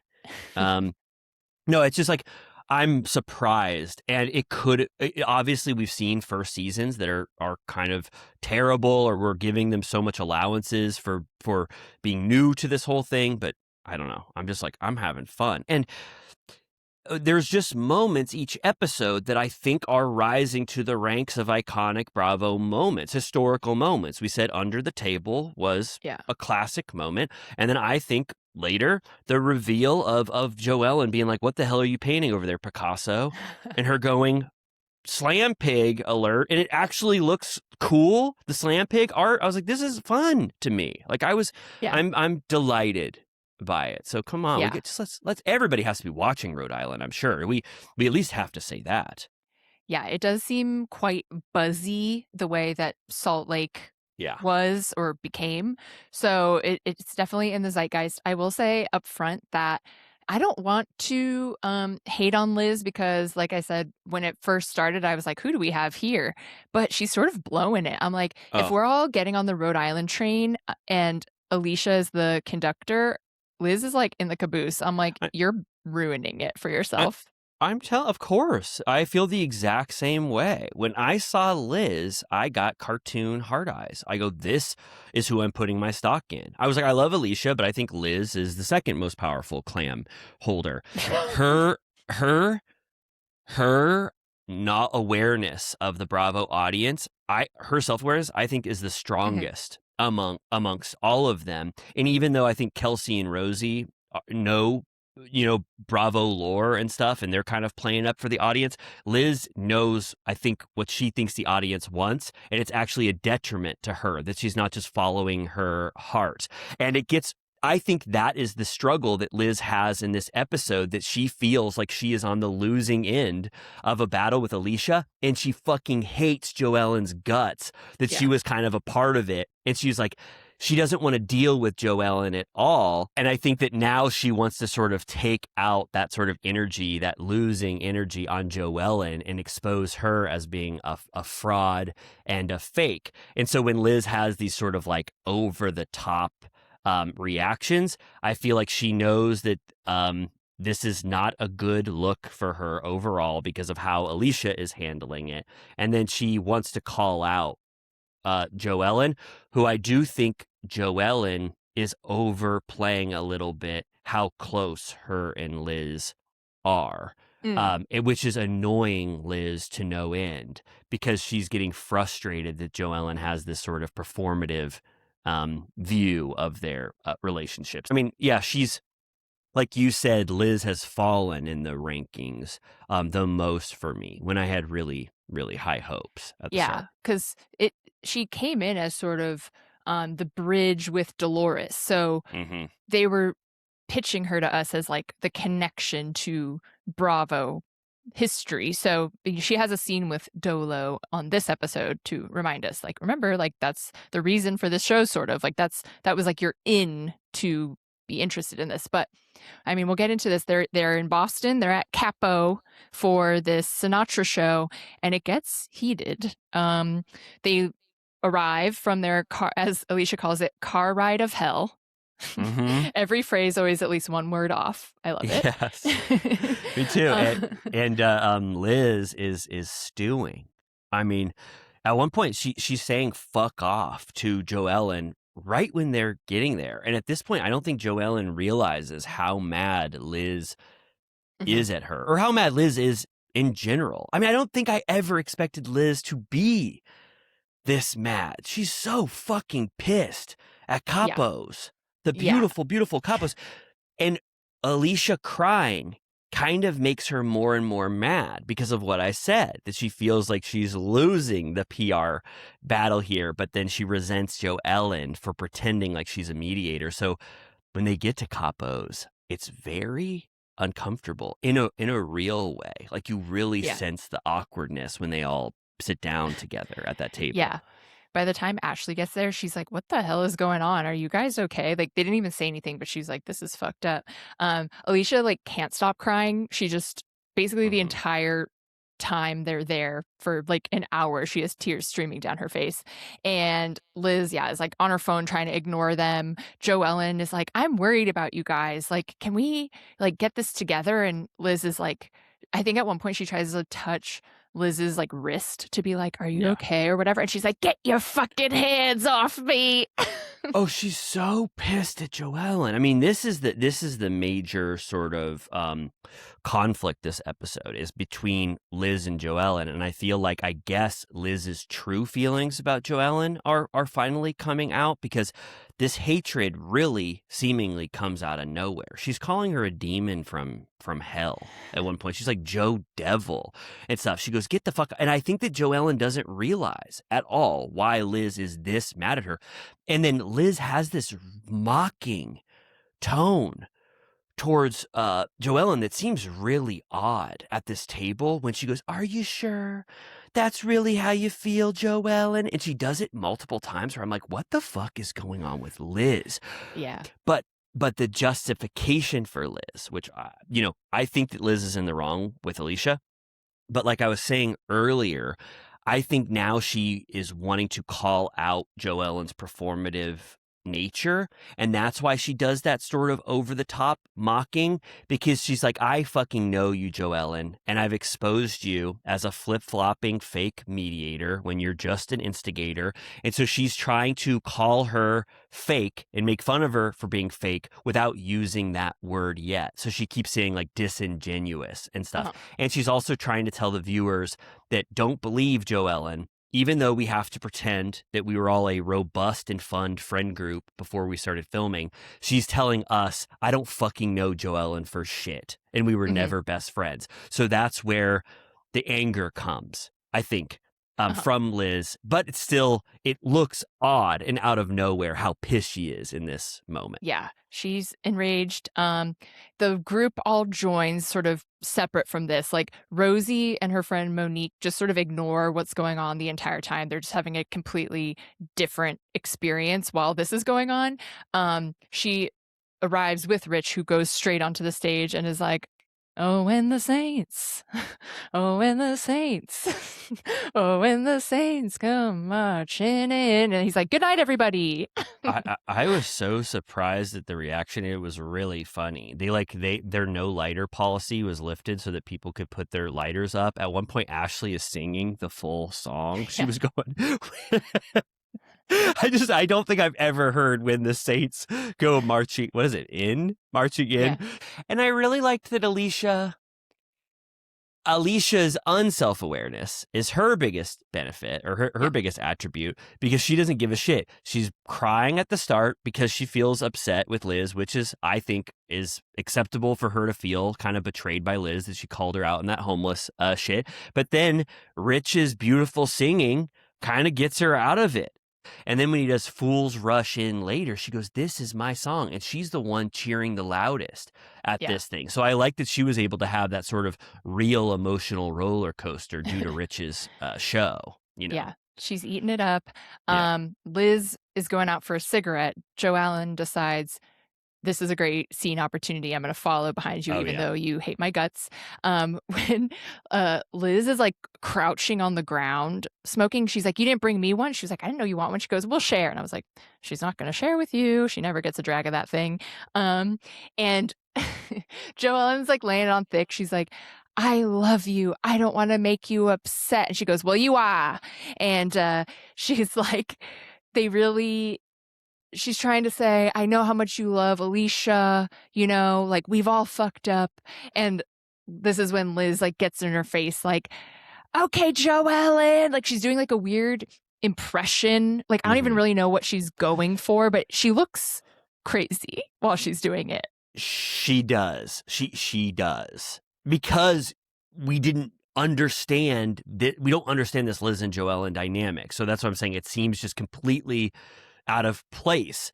But she's doing a mocking impression of Joellen because she thinks Joellen is being very fake. And I have to say, there is 30% of this that I do think is performative on Joellen's part. I think she's overstating how close they are as friends. I think that she is trying to be the benevolent mediator. And so Liz, even though her mocking is kind of deranged, it's it's highlighting, I know what you're doing. Okay, great job, Joellen. It's just, we don't know Liz enough yet, and we've never seen that side of her. So I think that's the explanation, but it's fucking pissing Liz off so much that she even has to talk to Joellen right now. And then when she does that mocking impression, Joellen's like, what the fuck is happening? Like, why is the scene changing? I thought we were going to be best friends and we were going to like have a moment together, and you're kind of treating me out of character. So then Joellen has to switch into being like, are we going into fight territory now? And I did think when Liz like goes back in, because she's like, fuck off, I don't want to be around you. Joellen does do a sort of over the top cartoonish like what like following after her like in a huff to get a piece now of this fight dynamic that she knows is going on. Yeah, she sort of like swings the door open and is like, what did I do to you? And she's like, you're looking for a fight. And they sit back down at the table during Only Fools Rush In. And Joellen's like, what did I do? Like, what's going on? And Liz is on her phone trying to ignore her. And Joellen's like, why are you being such a nasty human? And she was like, oh, you're calling me a nasty human? Like, you are. And then she tries to, I think Liz sort of like, it's not like, you know, particularly violent, but she like puts her hands in her hair and sort of like, I don't know what she was going to do, but she like sort of like, she doesn't pull it. She's like, she tugs. I think she tugs a little bit. I think she tugs. I mean, that's good. No, that was a big move. Tugging hair. Like if I was talking to someone, they started tugging my hair. No, it was pretty bad. It wasn't. She made it so it's not pulling, I guess, but she did tug on a strand of it. And Joelle's like, I'm gonna fucking beat the shit out of you right now if you don't get out of my face. It was like kind of crazy.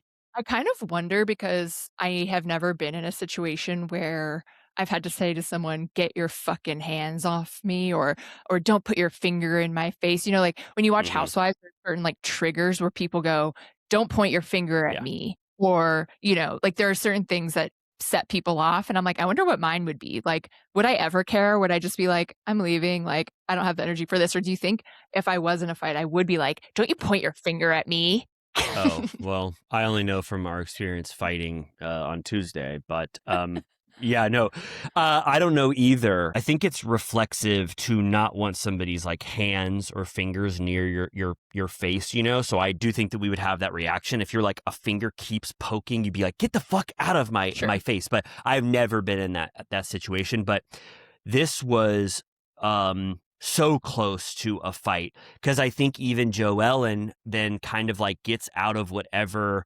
mediator personality she's adopting and is like, I'm gonna fucking punch you in the face right now. And then they have and then they're both testing each other's limits, and Alicia's like, Rich is singing Fools Rush In now, like stop this. And Rich is even like stumbling. He's like, what are the lyrics? And so it gets, and then I think Joellen is purposefully sort of like pushing her chair over, like to kind of antagonize a little bit. And that's when Liz gets that final huge shove, which is pretty bad. I mean, it's getting physical until then. I think Joellen, you know, she leaves pretty soon after that big push. Yeah. I have a similar defense mechanism as Haley Joel Osment in AI, where if he's in immediate danger, he just hides behind someone and goes, keep me safe, keep me safe. That would be me in a Housewives fight. I would just go behind like the most neutral party and be like, keep me safe, keep me safe. I think if you pulled out a keep me safe on Bravo, it'd be one of the most iconic moments in history. We're really lacking in the Haley Joel Osment AI, what's his name, David method of avoiding his conflict DOS system. Oh, I absolutely love keep me safe. Oh, I wish we could talk about AI a little bit. What happens? When does he employ keep me safe first? There's that pool party and the bully boys are like, he's a mecca. He goes, does he have the DOS like my housekeeper man? And he tries to stab him with a knife because he's like, it won't hurt you, but let's see if he has protective measures. And he goes, oh, keep me safe. And then he pulls the brother from Lizzie McGuire into the pool. Yeah. And then that's when his horrible mom goes, I can't stand this Mecca anymore. I Dude, love my bad, bad, bad boy. swap him out. I'm like, I can't tell you. If I am a Mecca secretly and you guys are sick of me, please deactivate and destroy me. Don't leave me in the woods to fend for myself. Deactivate me. Take my chip out. That's the best thing you could ever do. Take their chip out. Take All my right. chip out right now. Yeah. Okay. Little turtle I'm cuties. ready. You just heard, if you find out that Amy had her chip taken out, you heard it best from her. If you see her destroyed The in a pod is junkyard. kind of different. You're like, Amy had her chip taken out. Yeah. She's free. Yeah, you heard on our podcast how she wants to be handled. So if her chip gets taken out or she's destroyed, you know what happened. No, it's true. And it should have been a good son. I know Stanley Kubrick is warped. You know, he's fucked up. He goes to great lengths to do shit that humans have never seen. But it should have been like the good son, you know, obviously, where the mom goes, my shitty son sucks. He's a bully. He has the horrible friends. Those friends at the pool party, she should have been like, I like David. And also put him back on ice. That other little stinker. Yeah, put that other boy back in that chamber. And also that mom knew what she was doing when she read that Pinocchio code.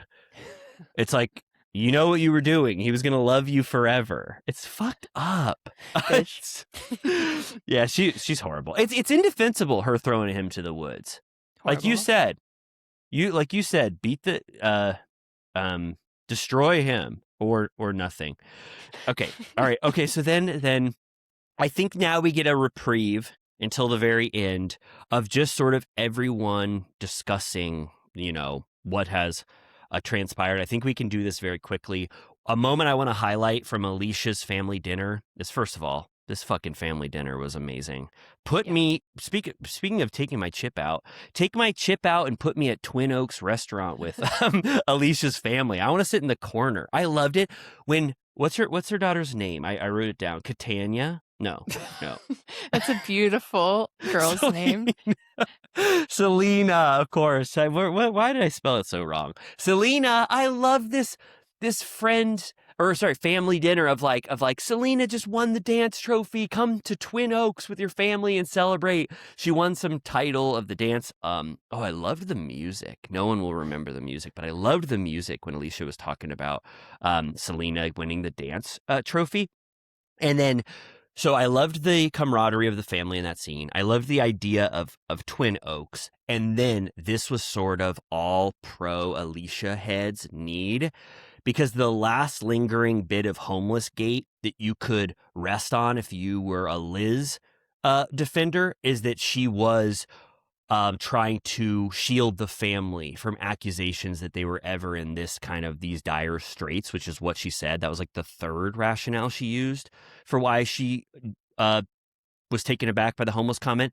Yeah. But the family is like, who the fuck is Liz to say whether you were homeless or not? They're like, your dad is a piece of shit. We love you, Alicia. And they're like, fuck Liz. Was she high as a kite on drugs?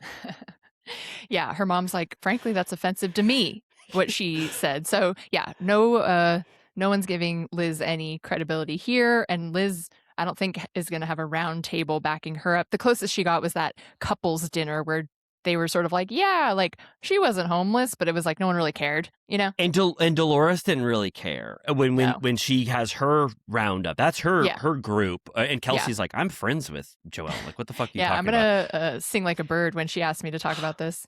I'm just like, this is like the worst hill to die on as a first-time cast member. I know Liz wishes she could take this back. It was like, there's no reason for it. Alicia gets to say that if she wants to, and no one is on Liz's side. So it's rough for this to be the thing that Liz has to keep. And you know what? She doesn't really stop. In the confessional, she keeps justifying it over and over again, you know? Yeah. The closest thing she has to an alliance is later her and RHOA agree that Joellen sucks. And I'm like, if she's your only ally, you're kind of fucked because she doesn't participate on this show.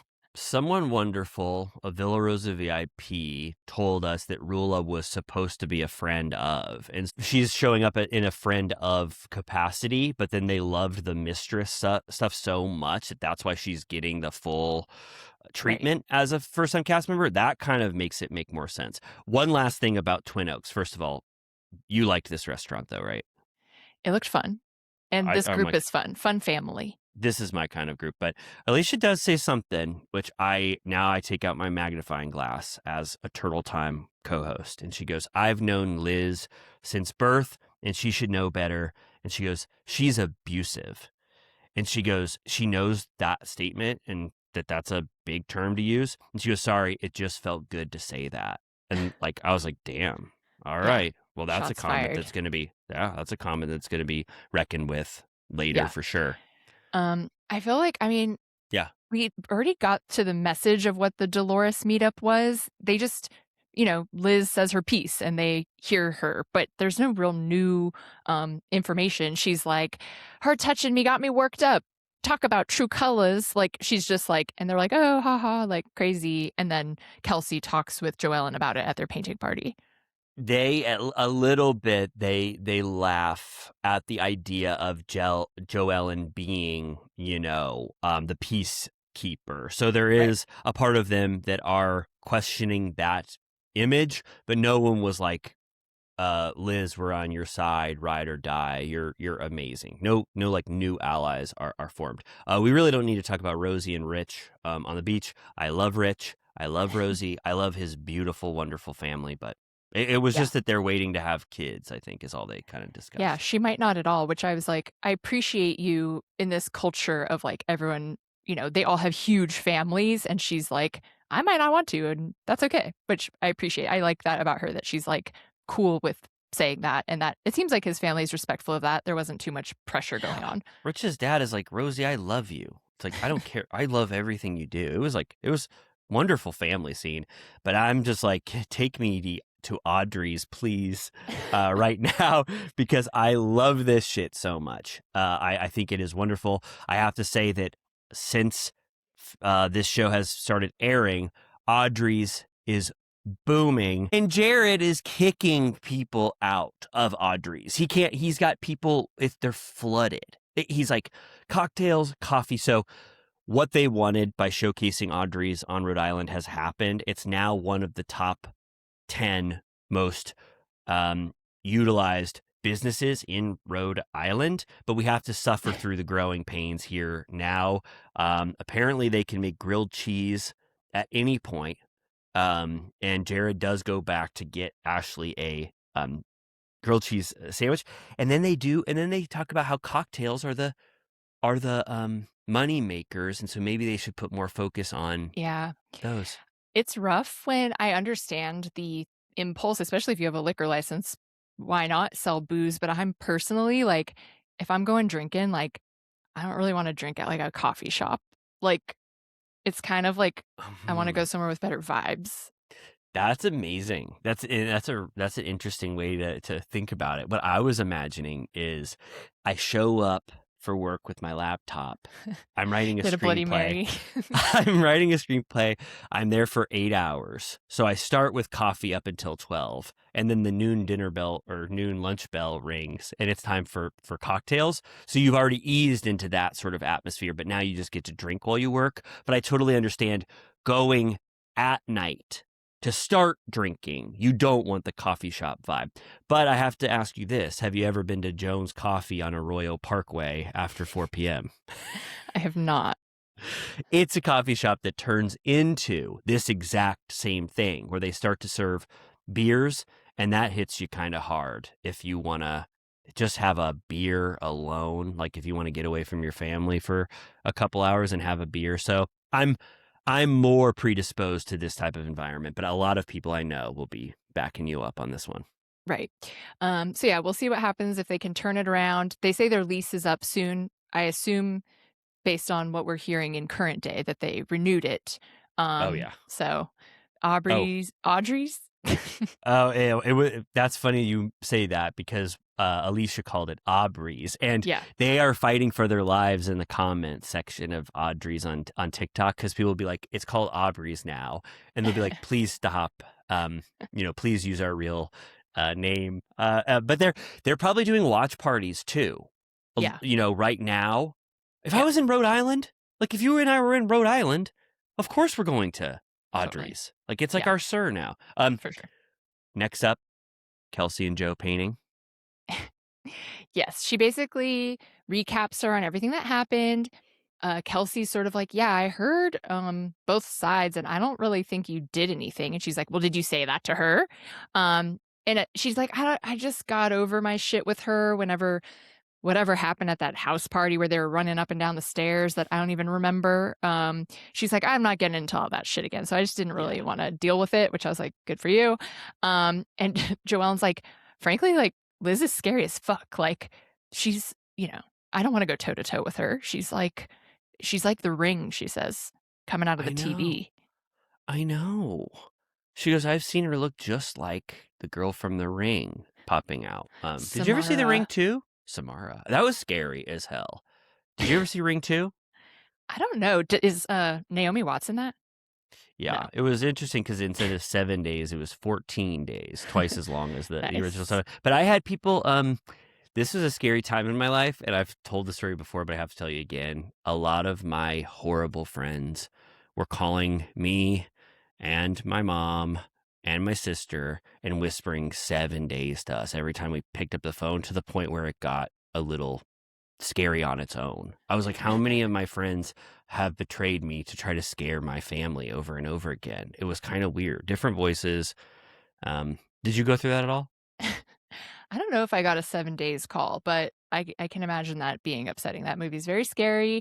I don't know if I've seen Ring 2 or Ringu. I've never seen Ringu. I said I've had enough from just The Ring. Or The Grudge. Yeah, I haven't seen The Grudge either. For some reason I stopped right at The Ring. I go, that's enough. When that horse, remember that horse? Don't get me started. Oh, The chair spinning. Don't give me the ladder. Scary. And Naomi Watts was fighting for her life. I heard that she could barely act with Samara. She's like, she's too scary. She's like, Remember the hair. Remember when the fly comes through the screen and that's like the first clue, and then like her nose starts bleeding? Of course I remember it. I'll never forget it. You just said it, and Samara and the fly basically popped into my life. It was only the second worst horse scene in horror history. The Cell has got to be number one. You remember that, right? That dissected horse. Remember? That's a horror nightmare dreamscape. I thought you were gonna say The Godfather. Oh no, you're right. I loved that horse the most because it was the one I got to know the most. But I think for some reason the Cell horse kind of makes me more scared than no. No, I got to go back to when I first saw The Godfather. I was screaming and crying when I first saw that horse in that bed. So you're right. A lot of horse and horror moment. That's horrible. Last thing I'll say about The Ring is, do you think if it would have any impact if you called anybody now and said 7 days? I think you'd get a chuckle 20 years later. But yeah. Okay, we got to get back to this art scene. We are shown that Kelsey has an art background. She does a pretty nice sunset. Joellen's blown away. She goes, well, look at what I fucking did. And it's a beautiful lipstick on a pig wearing pearls and a crown, slam pig art piece. Yes, it totally is. Usually when we get these reveals, they're pure shit. It's like, here's my shitty painting. Oh, here's my worst painting. You know what I mean? It's a trope on Bravo. It's like, this sucks. Like, why are we even painting? To have it be revealed that Kelsey is an award-winning painter, and it was beautiful. I was like, holy shit. I didn't know this about you, Kelsey. I don't know you very much. This is cool. And then for Joellen to be like, I didn't just paint shit either. Mine isn't garbage. Mine's actually kind of what's that called? Art pop. What's that kind of style of painting called? Pig. I was like, this is funny. It was It delighted me because I was surprised. And Joellen Yeah. killed it. I love Joellen so much. And Kelsey now, number 3. Yeah, that's now in the pantheon for sure. Okay, so this is where we get. Do you feel satisfied with that scene? You know what? I think you really nailed a lot of what I was going to say. I think we can move on. I actually think that the Rula and Liz scene does not deserve much. I kind of don't want to reward Rula for how she's kind of treating this franchise. And like you Yeah. said, no one's going to get sympathy for Liz for having solo Rula scenes. And all it is Rula's like, yeah, I hate Joellen, which Yeah. we know that because Joellen was kind of the instigator about Brian's mistress stuff. So that's really Right. it. Yeah, she does bring to the forefront something that maybe will become a thing. She goes, "Don't talk about my husband. Let's talk about your cheating ass," and implies that Joellen is not loyal. So I'm sure she'll try and use that by like the finale or something. Just Will you be putting that sad? out there. Yeah. Will you be sad if we find out that Joellen's cheating on her husband?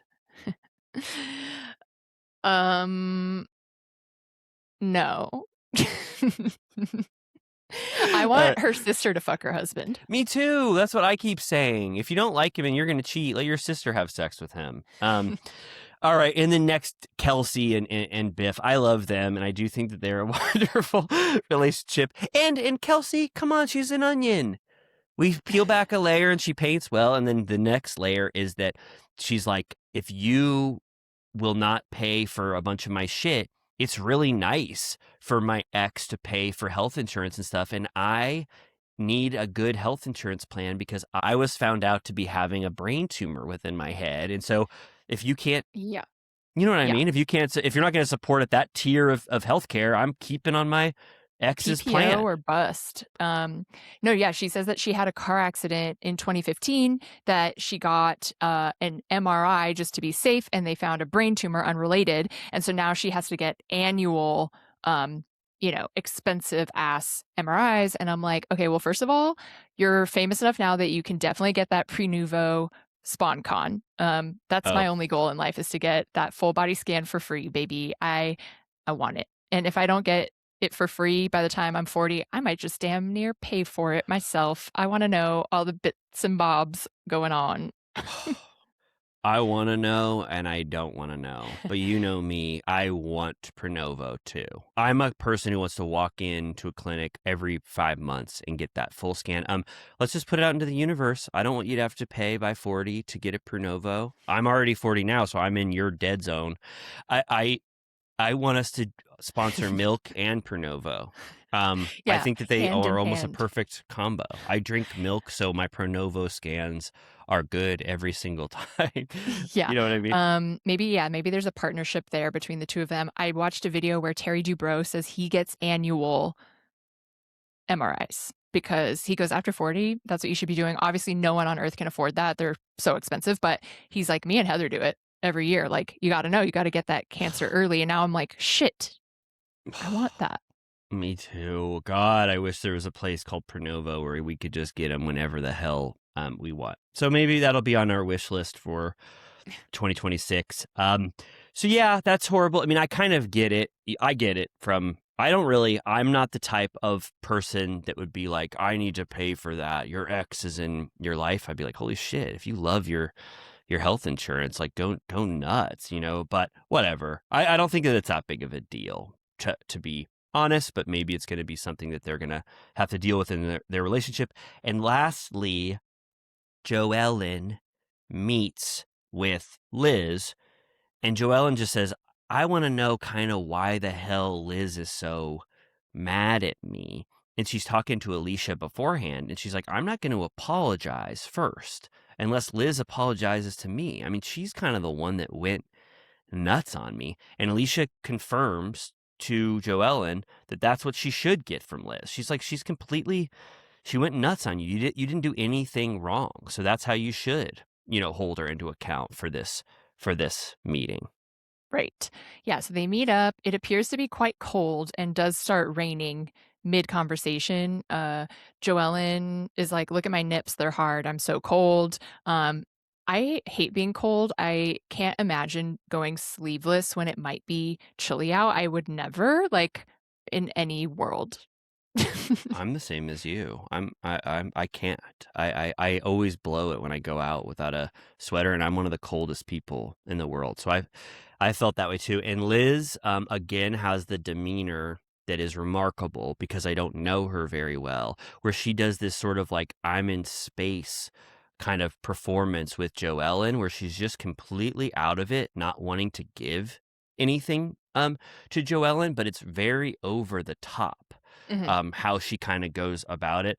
So they're starting already from a place in which they both think that the other should apologize to them, which is the worst place to start. Liz is not going to apologize to Joellen.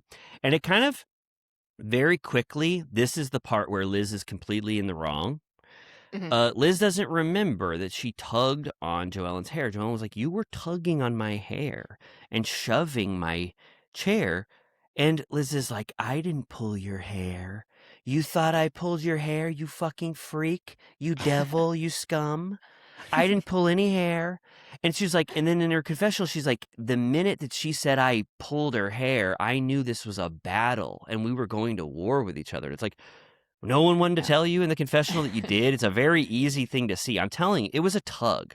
It was a tug. It was a not playful, but not horrible tug of hair, but it was a boundary crossing physical event between them. And if Liz doesn't remember, that is notable that she doesn't remember tugging. Yeah, she gets into this little tizzy where she's like, you freak, you devil. She goes, there's something so fucked up about you. I was like, oh my God. Like, I mean, she might be annoying, but like, damn, it's not that weird. Like, she's not that like schemy. No, like yeah, maybe like laying it on thick, but she's like, there's something just ain't right about you. Yeah, no, seriously, no, and it's out of nowhere. This hatred is out of nowhere, so it's shocking to see. And I don't think Joellen is like that. I think Joellen was an instigator, but you think you need to be an instigator at the start of every Bravo season because you're like, am I going to bring drama to the forefront? I felt like Joellen was just participating in that, and she had firsthand knowledge of the mistress thing or whatever, but I don't think that like epitomizes her, that she's not a shit stirrer that's set in stone. I think that she's overemphasizing their relationship, which makes Liz pissed, but she's not a demon from hell. And this is really odd how mad Liz is. Yeah. She guzzles her Savi B and is like, I gotta go. She goes, bye-bye, and gets in her car. And Joellen's crying in her confessional. Liz is like, she's a piece of shit. Like, she's still so pissed. And I'm like, I'm curious how this will come out at like, I mean, maybe there'll be a conversation, but I'm imagining the reunion being like, I'm like, what is this going to add up to? Because all she had to say at this meetup is that Joellen's a bad mediator and that she should have said that Liz was coming from a good place. She goes, everything else you said, I agree with, but you should have said that you know my heart and that I wasn't trying to attack Alicia. And I'm like, you're that pissed over something like that? Yeah, it doesn't make sense. The only thing I need to know is like how close they actually were before filming, because there's a big divide between them starting to hang out a month before filming and kind of what Joellen is presenting. I mean, Joellen goes kind of far. She's the first person I called when my grandfather died. She goes, she's like a mother / sister to me. And I'm like, okay, I need to know the truth. Is it she's your mother and you've known her for 5 years? Or did you know her 3 months before filming and you're kind of putting on this strong relationship? But either way, it really doesn't excuse Liz's, behavior. She's treating her way too harshly over this whole thing because I think Liz is kind of upset with how she's going to potentially be viewed over this whole thing. But I thought it was all great, though. The fact that we're able to have 40 minutes of conversation about this episode was wonderful. Anything to look forward to next week? They appear to have an Arabian Nights party, and the RHOA mistress video comes into play. I don't know if they show her or not, but that's at threat level, the high threat level that she will be shown. And so she has to deal with that again, which I feel like is always going to be a through line because that's one of the juiciest tidbits that this show has for now. So more to look forward to there, but we're chugging along. It's great. Oh yeah. Oh, we're chugging. What is this? 8 episodes in? We're chugging along, and I'm so happy we're talking about it. But we got to talk about the next thing on the Turtle Time docket, which is Atlanta from last week. This was a good episode of Atlanta. This was a fine episode of Atlanta. There were some wonderful moments in this episode. Some of it was filler. It was basically about, so Andy Cohen said that all franchises are about conflict and then ultimate resolution. This episode was about resolution after 3 or 4 episodes of conflict. So the entire goal of this episode was to get people back in the room to come to some sort of agreement together. And it happens a lot. Pinky and Angela become friends again. They set a whole meeting for Portia and K. Michelle to resolve their differences. So I kind of liked that. There's only one friendship that it seems to be completely fucked, and that's Angela and Shamia towards the end of it. But most of it is about that resolution. And I got to say, for this episode, some of the scenes were lackluster, but Drew and her team, I was like, holy shit, this is one of the best scenes I've ever seen in my life. I wanted to order felt like a a spin-off. Yeah, I said, wow, I said, I want a spin-off of this. It's just called Drew and Her Team. It's 8 episodes, and you follow them right now for 2 months because I was intrigued by what the hell was going on. And the addition of Keon, the manager, to sort of get them all to work on the same page was a great starter, for a spin-off series, like the perfect inciting incident to watch how that unfolds. So this episode was worth it for that. I loved that scene. It's revealed that she has a staff upward of 20 people. It kind of reminded me of all the scenes we used to get with Candy and Don Juan, where they were always talking about the inner workings of the business and hiring and firing. And I mean, should we just talk about it right now just because we established it? There's just a lot of infighting in the group. Some of them blaming others for being lazy. At one point, someone gets called a double stuffed Oreo. They're talking about that one of them talks shit about Drew online. They start getting into it about the quality of wigs that they're putting Drew in. Apparently, off camera, there was an altercation at one point. Like, there is, I felt the same way where I was like, there's way more juice here than they can fit in this scene. It feels like a whole cast of a different show. Yeah, and it really should have been Drew's first scene this season. You know what I mean? I mean, Drew's been doing wonderful stuff, and she's one of my favorite cast members, but this should have been at the start of the season. We're dealing with the turmoil within Drew's team. That's a great storyline. So I'm glad we eventually got it, but it should have been the entire focus of the season. No, there's so many issues with the team members. Like you said, Danny's like, is he saying that I'm not doing my job? Because Drew's wigs sometimes look like complete shit. And Drew is sitting right there as Danny talks shit about the hairstylist. And then the makeup artist has a problem with the PR person. And then, like I said, Keon is there to be like, she goes, this is horrible. She's like, we need to figure it out. And Drew's like crying because she goes, I had to do a show one time in Chicago and I found out that there was like an altercation between my staff. So it's the perfect start to new drama within Drew's team. So that was fun. But yeah, other than that, it's a lot of like bits and pieces. Like it picks up exactly where it left off at Phaedra's house. Portia refers to Kelly like she's like, I'm done with her little hobbit ass. They're they have to be separated. And I don't know if they're ever gonna get along, but also, K. Michelle still hates Drew and calls her a face ass because she's always like, like she's always confused, doesn't know what's going on. Pretty good. I loved it. Face ass. It was great. And they have a little clip of Drew kind of doing the So, high level here, K. Michelle has actually gone from there's a plot of 4 people or 3 people conspiring against me to now she's talked to 2 of the 3 members and she's come to the sort of conclusion that just Drew had a hand in the associate her with Black as if they dated or were in a relationship at a time. So it's a huge whittling down of what I thought was going to be a big scandal.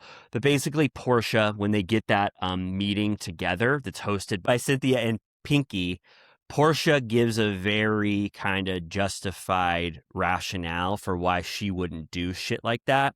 And K. Michelle, I think, really does believe Portia and even kind of gets on a full new page with her after that. So I thought that was a wonderful moment. And now it's leading K. Michelle to just blame Drew for that blip about the Black stuff, which I think is going to happen probably like next week at some point. Right.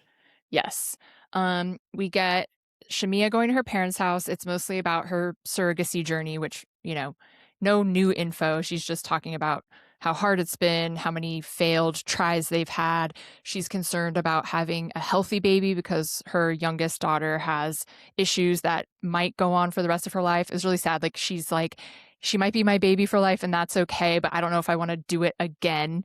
And so it's like really heavy stuff. And I don't know if it's just what they're showing, but I'm like not sure that her husband really gets it. Like, I'm like, do you understand what she's worried about? Because it seems like he just wants to push ahead for a boy. And I'm like, I'm red flagging that. I'm like, okay, maybe let's just, it's a lot of emotional turmoil to keep doing this. So similar with like Bose and Keeley, where I'm like, does Keeley understand what Bose is going to have to go through to try for a baby at this point? Like, it's just really intense. So that is very a stressful category. Her parents, her mom seemed fun. I was like, I'm interested in this family here.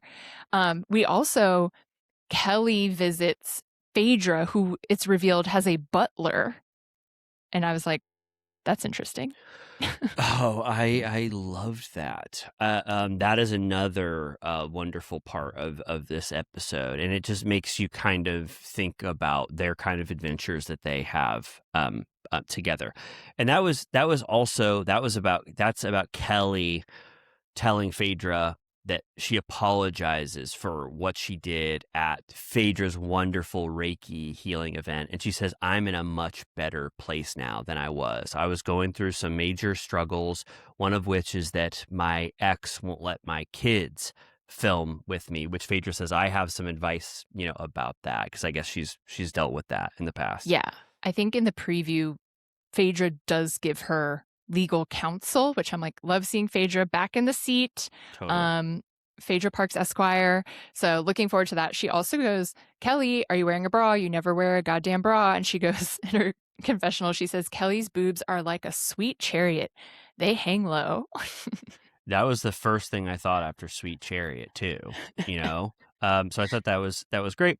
Also later we see that Kelly gets a dental surgery paid for, I guess, by her boyfriend, codenamed Jarvis, who she says explicitly that Jarvis is a code name, so no one knows who she's dating, because she's worried about the cast reaction to who she dates, that they'll either pull up stuff on them or just treat them bad. She says it's too new for her to reveal that person, but we get Jarvis's a phone call from him, and he goes, you deserve all these teeth. He's like he's paid $70,000 for dental surgery. And then Shamia's like, you owe him 70,000 blowjobs for this. And Kelly goes, I've only given him 15 so far. So what's 70,000 minus 15? And that's a lot. Yeah. Yeah. No, teeth are so expensive. It's really crazy. So Jarvis is the big papa of teeth, whereas Kelsey has a big papa for her PPO deductible. Happy for them. And me too. We get this. There's not much going on here. Pinky's daughter has a lot of sass doing this photo shoot. It's kind of cute. Apparently Cynthia is doing the same campaign, and so she's posing with Pinky's daughter, and then Angela's daughter is also doing it. So it's all in the family promoting this brand. And they talk about the group dynamic, but there's more juice in like the meeting they have. So I feel like we don't need to talk about what they say here. Yeah, and then the final scenes are the Pinky, Cynthia sit down to kind of bury the hatchet potentially between K. Michelle and Portia. Like we said, they come to a great agreement. I think K. Michelle believes that Portia had no hand in sort of the plot against her. I think they come to some resolution, and then K. Michelle's like, but Drew is another story. And she goes, I've got words for Drew, Tubi, Sedora. And I was like, that's amazing, and I love it. But also she could have said Drewby. Yeah. Right? It's true. She also feels the need to defend Tubi. She goes, I love Tubi. I watch Tubi, but Drew is giving Tubi. Yeah, no, and I would have done the same thing too. It's like you can still say someone's like Tubi and say, but I love Tubi. Like I love Tubi too. I love Pluto TV, Tubi. What are the other ones? Tubi's dominating. People long for free. People long for free. So it's not that much of an insult, and I'm glad that she clarified. But then Shamia and Angela have the biggest feud over Angela accusing Shamia of being the sort of instigator of the K. Michelle plot. They just both have sort of a bad faith version of each other in their heads. It's not, I don't think it's that like deep or that serious. It's just kind of like, let's fight as long as we can, until we come to resolution. I mean, it was a decent, fight. Like I thought it was entertaining, but I'm also like, it's kind of hard to wrap your head around why they're mad at each other. I did like Angela's when this was funny to me. I think I was like, I don't know, I was just laughing. She was going, I'll make things right with Shamina. Shamesi. Shamia. And I was like, oh, I don't know why. I was like, I was a sucker for that. I was laughing at Angela. And then they get to this thing, and this is the most wasted salmon kebab I've ever seen in Bravo history. I was interested. I was like, I wonder if it's as good as the one at Sidewalk Grill, because that's my favorite thing I get there is a salmon kebab. Oh, I didn't even know I could have access to this kind of food. What has it? Sidewalk Cafe? Is that close to me? Sidewalk Los Grill. Feliz. There's also like a sister restaurant in Studio City. I'll send you the link. Please, can you? I'm so hungry right now because we're recording at our. I'm starving. All I can think about is this salmon kebab, and I'm like, they say how they wanted it really bad. I've never heard a recommendation from a restaurant where they actually say it, and I'm like, fuck. Like, I want to try that. It sounds really good. But there's a lot of fun humor from the server coming back and forth, being like, can I take your order, please? Didn't you say you wanted a salmon kebab? But Shamia and Angela are fighting.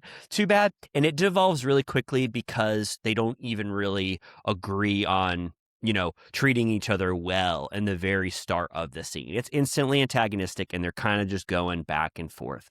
Shamia calls her Sasquatch, accuses Angela's husband of stepping out again. Kind of a lot of low blows at this beautiful restaurant. Yeah.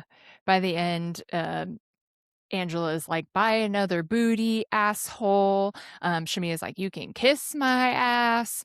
At one point, Shamia's like, forget the salmon kebab. I'm worried about us bobbing and weaving at this lunch. And then later, Angela's like, I wanted that salmon kebab. Like, did we even order it? And I was like, if I were her, I would have been like, production, you can leave, but like, I'm just going to stay and eat the kebab if it does come.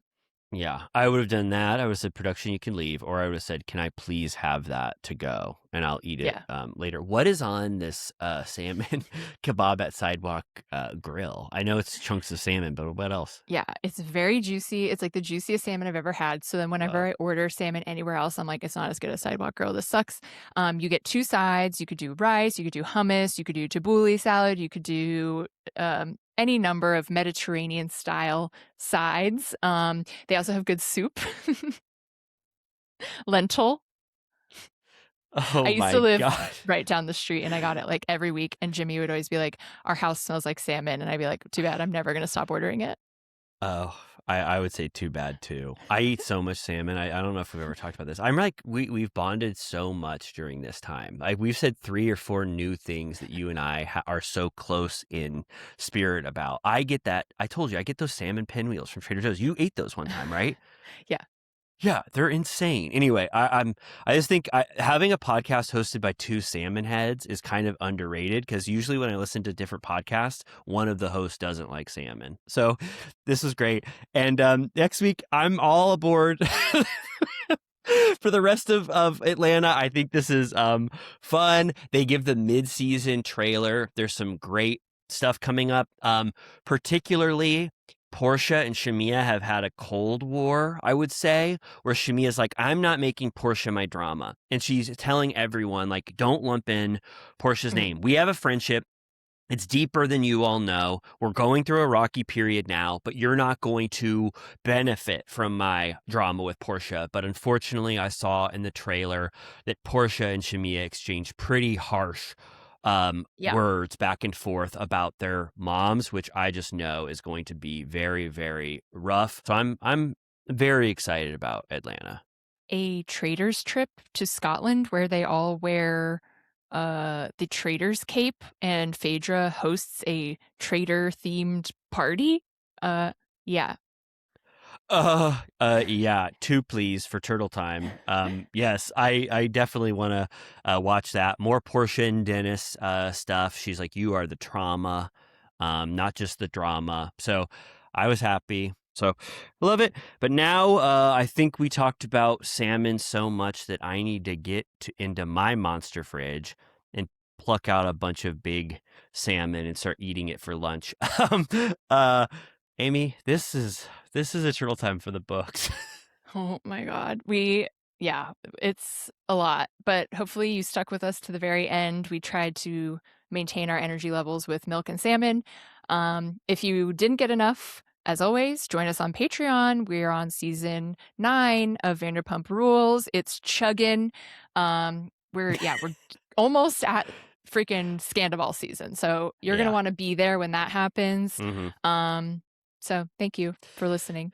Yeah, we love you all so much. We love you. That's all we can say. If you made it to the end, thank you so much. Like us, review us, do all that kind of stuff. We love you. Happy Friday. Have a hell of a weekend. Goodbye.